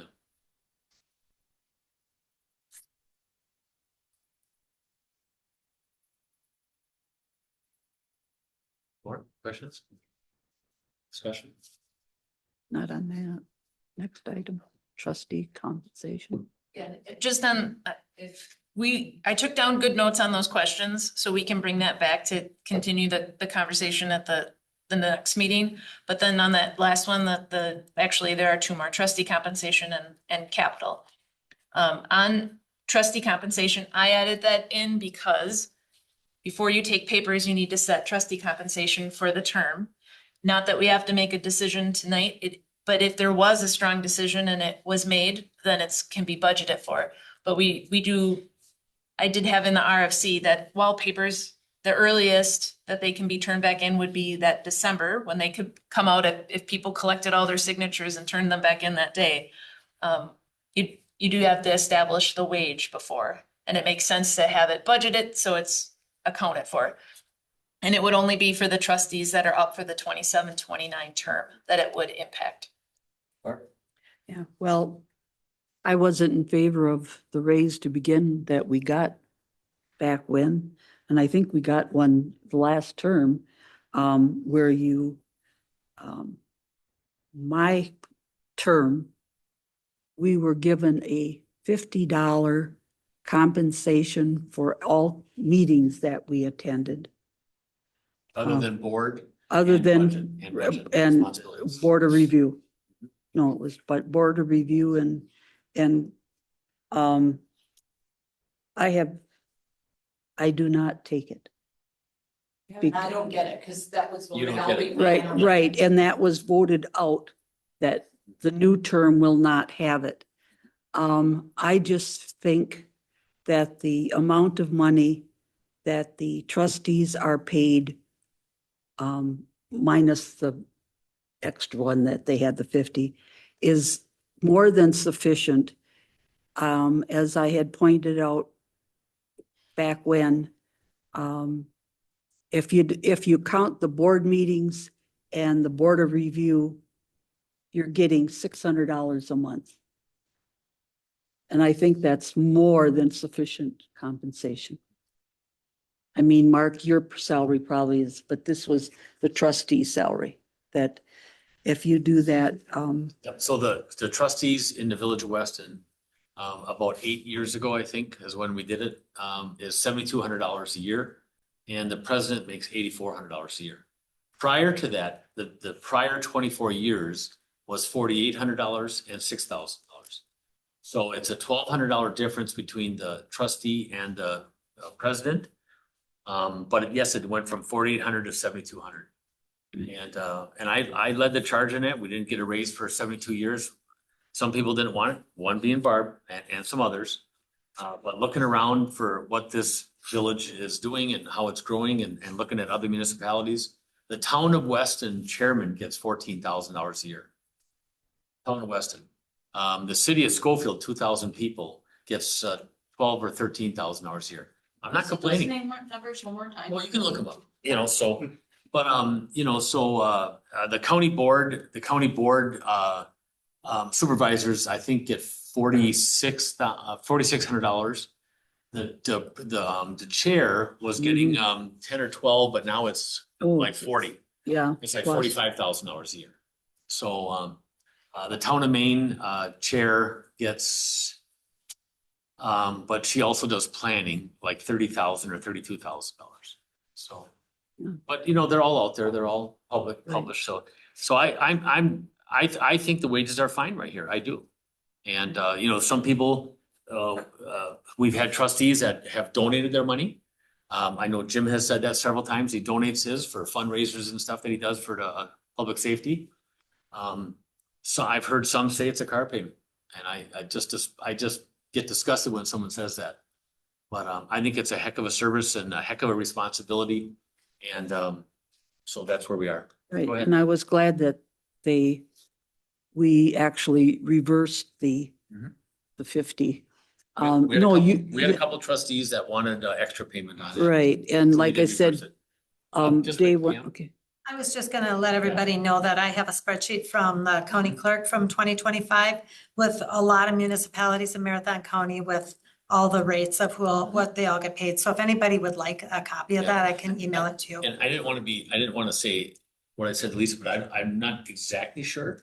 So I don't want to be quoted exactly the number. I know I'm very close, but I don't want to all of a sudden come out, hey, Mahoney says 12,000 for, this. So You just send it out to all of us. Pam?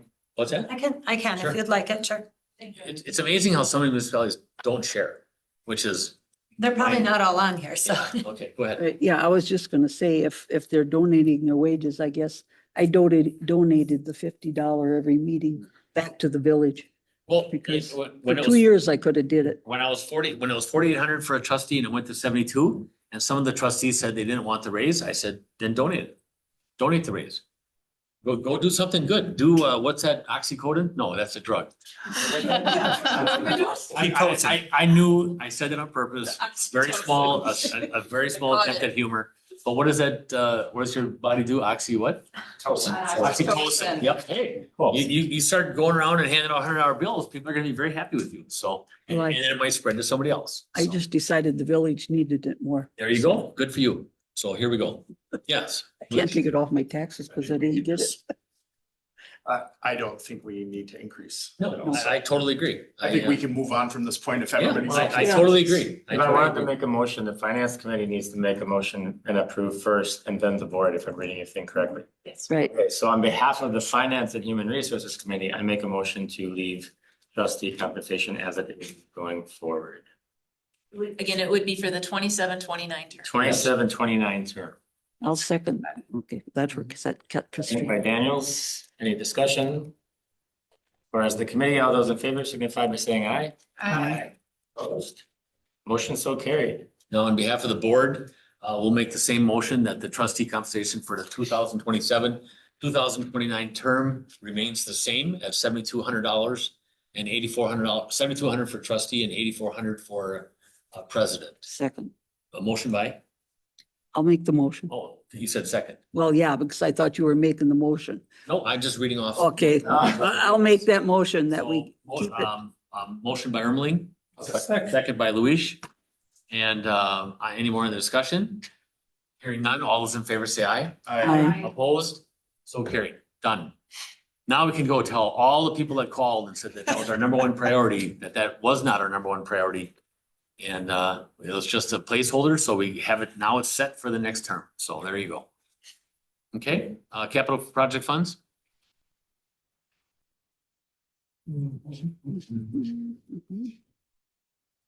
So as I explained before, this is our capital improvement fund, the facilities fund, streets fund, and equipment fund.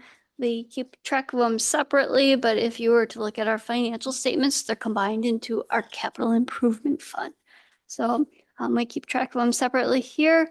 As you can see, the projects that you see on the sheets in front of you are part of the 2026-2027 capital improvement plan. Plan was approved about a year ago.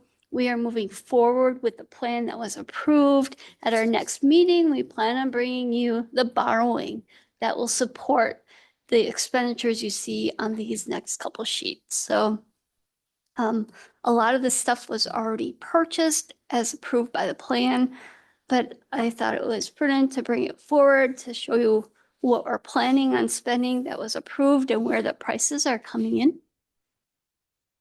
We will be talking about our next capital improvement plan will be 2028, 2029. We try to borrow in 2-year segments to reduce the cost of borrowing. Any questions on what's on those sheets?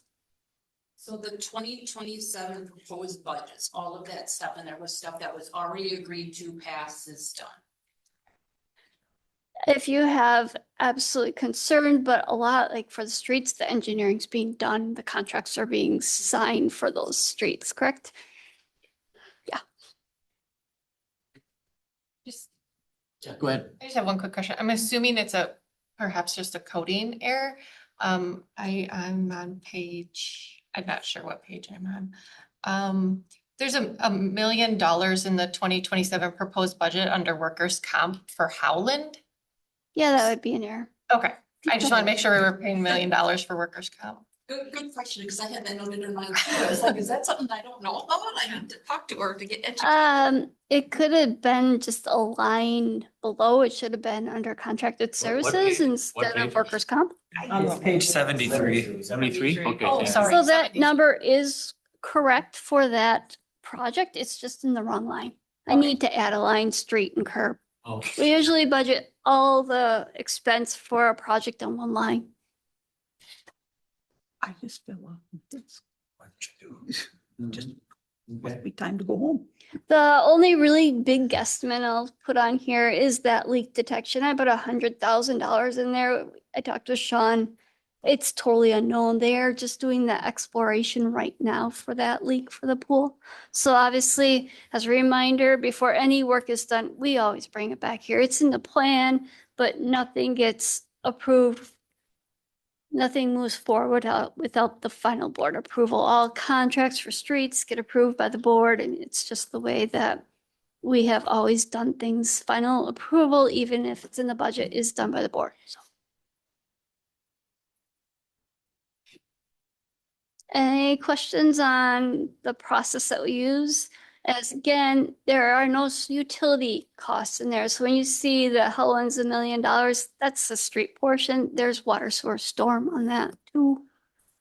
Same with all our other roads. We usually have utilities when we're digging up a road. We have some utility work right away.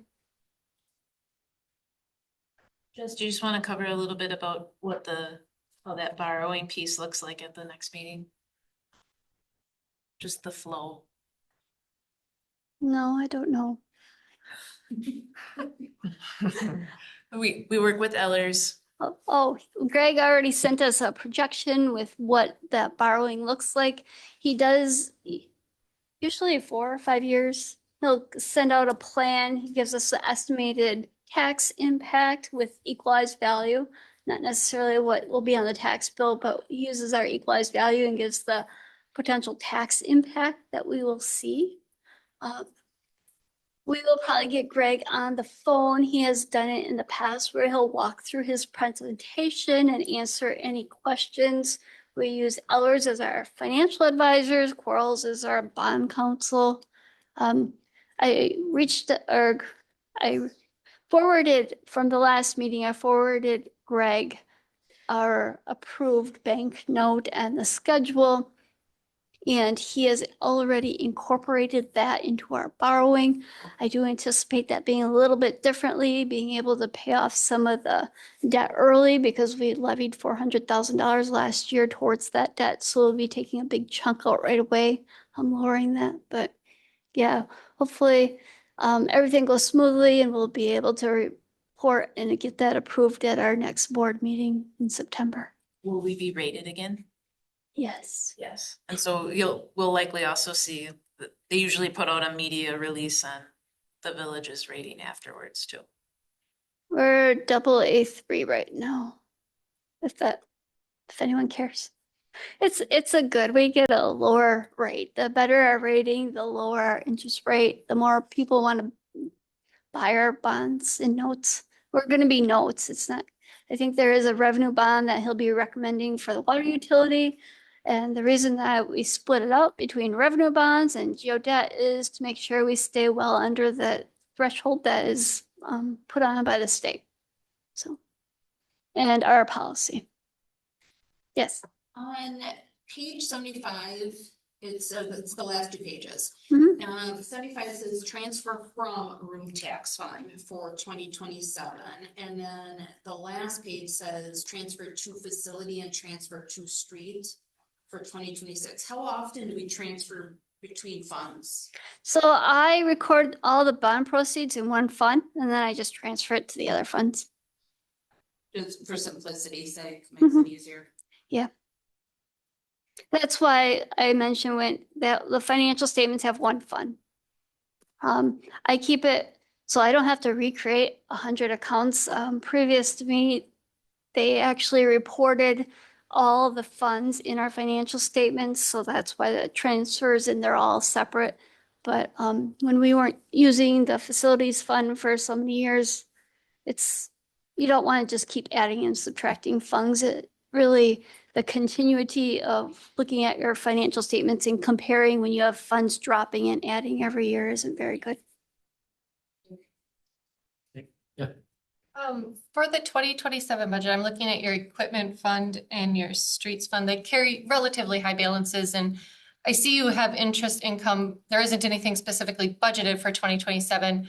I know you have some limitations as a governmental entity as what you can invest in, but do you have a cash management strategy or investment objectives, like a policy or anything like that? No.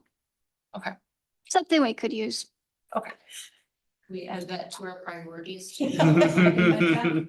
So about the one more.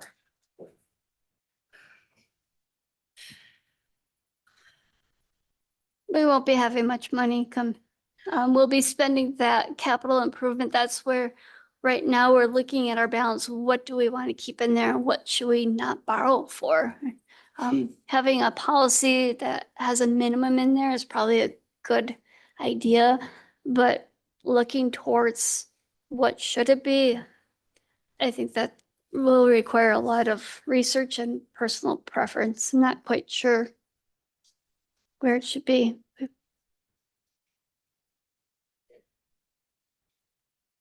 Anyone else?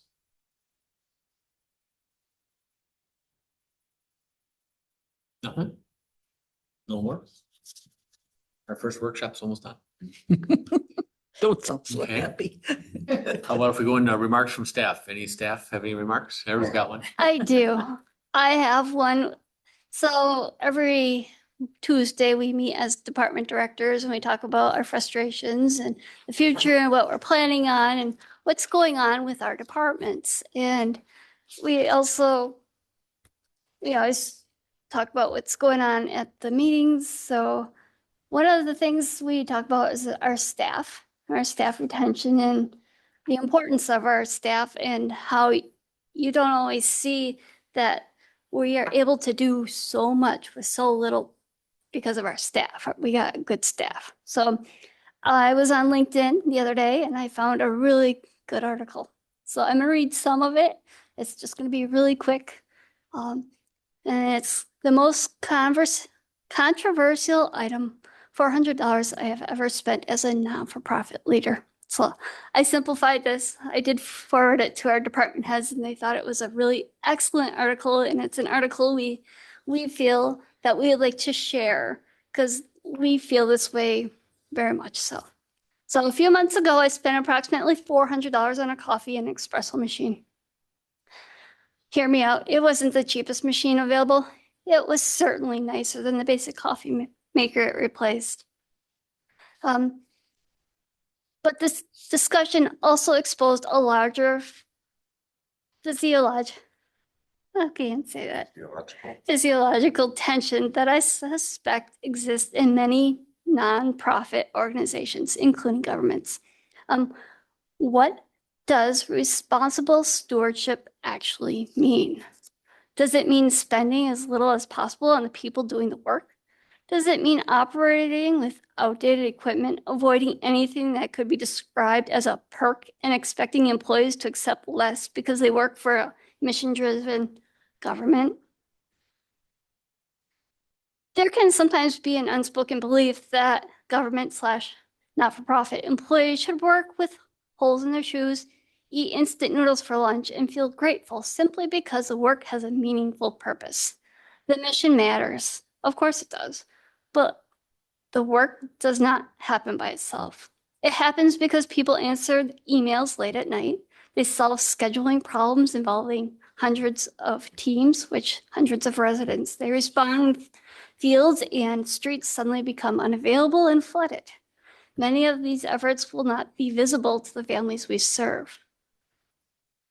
They will, however, determine the quality of those families, our community experience. That is why I do not believe supporting employees and supporting the mission are competing priorities. In a healthy organization, they reinforce one another. Not-for-profit / government leaders have an obligation to be careful with money. That's not up for debate. We should question expenses, we should compare costs, we should avoid waste, negotiate contracts, build responsible reserves, and make sure our spending reflects our priorities. But responsible should not automatically mean cheapest. And refusing to invest in the employee's experience may eventually show up through burnout, disengagement, poor service, or turnover. Those costs are real, even if they're not neatly labeled on a monthly profit and loss statement.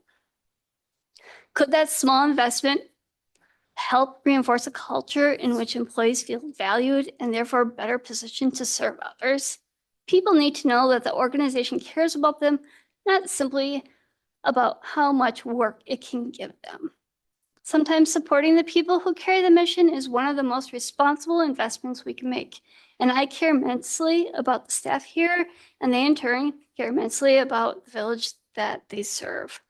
What can I say is our staff work incredibly hard. They care about the game. This is for a soccer organization, and the organization and the people we serve, which are our residents. They regularly give more than their job descriptions require, and they do it in an environment that can be demanding and stressful. After all, taking care of people is not separate from taking care of the mission. It's how the mission gets accomplished. So I'll forward the article. It's a really good article. I kind of skipped, but it was this person who is a head of a not-for-profit soccer organization in Oregon. She bought a $400 coffee machine, and she got a little flack from the board. So that is a really good article, but it really reflects our feelings here that we are trying to make sure that the staff we serve feel they feel good about what they're doing. So that's my message. Remarks. Thank you. Thank you. You're appreciated. Any other staff? Any other remarks? Let's see, trustees, any remarks from trustees? Go ahead. I just like to thank you, the staff, for sending a card and express your concern about me. Thank you. Yeah, welcome back. Yep, glad you're healthy. Barb? No, just there's a lot of work there and I agree that we can't just look at staff for cuts. We gotta, remember that they are doing a lot with a lot less people. Okay.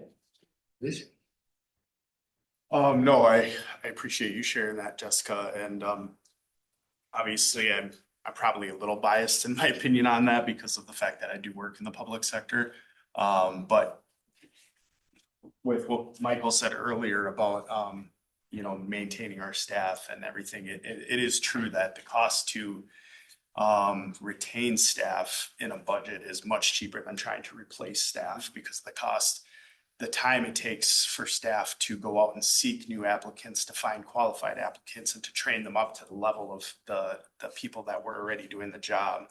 And it's hard because we can't take an employee who gets a job offer somewhere else and be like, okay, I'll meet your offer. Like, we just can't do that in the public sector. So it's important that ahead of time, we're taking care of those staff members so that culture-wise and financially, they feel taken care of. And it can be the little things. I mean, at my employer, it was as simple as a grill that our staff can use to just cook their food and get together as a team. And people would be like, how are you buying a grill? But it was as simple as that. Like, it's a relatively cheap thing that you can use for helping the team. So I appreciate you sharing that. And I think that is an important priority for us, is making sure we're taking care of our people. So thank you. Lisa? No, Jessica, thank you for doing that presentation. I know it's a lot to go over, but I thought it was super beneficial, so thank you. Yeah, good presentation on my side too. We do have a good staff here, and I made the point of asking how many people work here because when you look at 16,000 people, the miles we cover, all the different things, and it's 40 people around about. I used to run a grocery store right down the street that had 250 people, and we never had enough. And the place I was working at the last 20 years, if we were down, we had 15 to 20% turnover at all the time. But to retrain a truck driver, it tens of thousands of dollars. And it took your focus off of what you should be doing as a manager or supervisor or something like that. Because now you've got to make sure that these people are getting up to speed, having others help too. And it's invaluable to have a good staff, and we have one. So I'll turn it over to the committee. Any remarks? None? Well- Good questions tonight, by the way. Yeah, So, no, I mean, yeah. I've said it enough for these meetings, and I feel like the same vibe happens, is that the staff feel unappreciated. And I don't know why that's the vibe I get when we sit in the, and so I think we have some work to do, whether it's on the HR and the finance committee, but that's the vibe I get it, whether it was the clothing stipend that we eventually came to an agreement on. So I think that's an interesting thing that we need to dive into, whether it's about a grill or a coffee maker or wages or whatever it is, but that's not the first time that that's been the conversation. And I think it's something that we have to look at as a committee. I think, citizens, at the federal level, you can't go at it. You can't, it's too big, it's too far out there. And the state level, you can. But local level, citizens can attack. And citizens do attack local level, all over the place. They attack on minuscule things, and they micromanage. I'm not saying all of them. I get some wonderful calls and some wonderful comments, and I actually would like to share all those instead of the negative ones I get. But we've had staff leave here because they don't feel appreciated. Yeah. And they don't feel anybody speaking up for them. And, but the local level, you can go right at it. You can tackle all you want. But well said. Yeah, it's a vibe that over the years, it's becoming more and more prevalent. Yeah. Did you have something to add? No, I mean. You're past your staff comments, but go ahead. Yeah, no, I mean, you kind of hit it on the head there. I mean, we had a drinking water loan that we were able to get through, which to be perfectly honest, because of other ancillary things happening in the community, I was almost a week away from missing the deadline to get that passed. And that's a $3 million hit. Had I missed that, nobody would know. We're still putting in the treatment facility and we're paying $4 million and that's the cost of business. But because we're able to stay and work nights and weekends and all of a sudden realize, hey, I'm catching up on these things, we're saving our utility payers $3 million. You know, it's those items that I think are a little harder. And I guess that's, you know, budget honestly is a very tough time for a lot of us because we're the ones in this day in and day out. And we know, you know, 1% of all of our wages is what, $15,000 or something like that. Sometimes I feel like we argue over that $400 cost, but if I'm focused on this $400 cost, I can easily miss $1 million cost.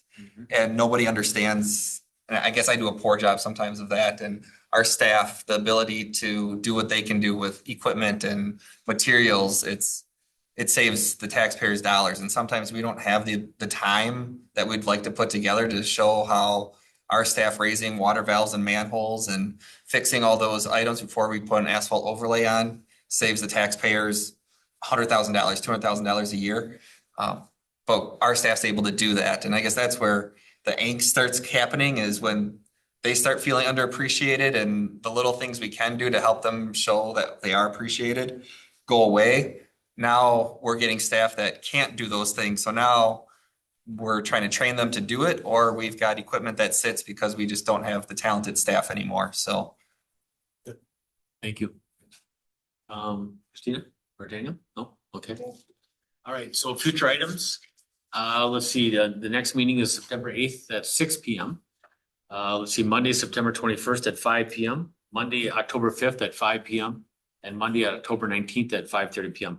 I think two of them are together, the 5 and 5:30? The second and fourth one are with board mates? The 21st and the 19th are Right. with board Okay. meetings. Okay. And on the 21st and the 19th, if we need to do a separate finance, we might start like a half hour beforehand if there are any financial or HR things that we need to handle separately, but we'll communicate with you if we do need to. Okay. All good? Looking for a motion to adjourn. So moved. Motion by Ermeling. Second by Olson. Anything further on discussion? Hearing none, all those in favor say aye. Aye. Opposed, we are adjourned at 7:32. Oh, yeah. Technically never started our meeting though. Well, technically. You kinda did it for both of them. It was that on both, yeah. But just go ahead and adjourn yours. Okay. I think we should adjourn the committee. Yeah, go ahead. All right, Go looking ahead. for a motion. Well, I don't want you guys to adjourn like, in meeting for a month. Yeah, well, just adjourn that. Motion to adjourn by anybody? I'll make a motion to adjourn. Motion by Daniel. Is there a second? Second by Daniel. I'm guessing there's no discussion. All those in favor, signify by saying aye. Opposed? Hey, we're adjourned. We went long.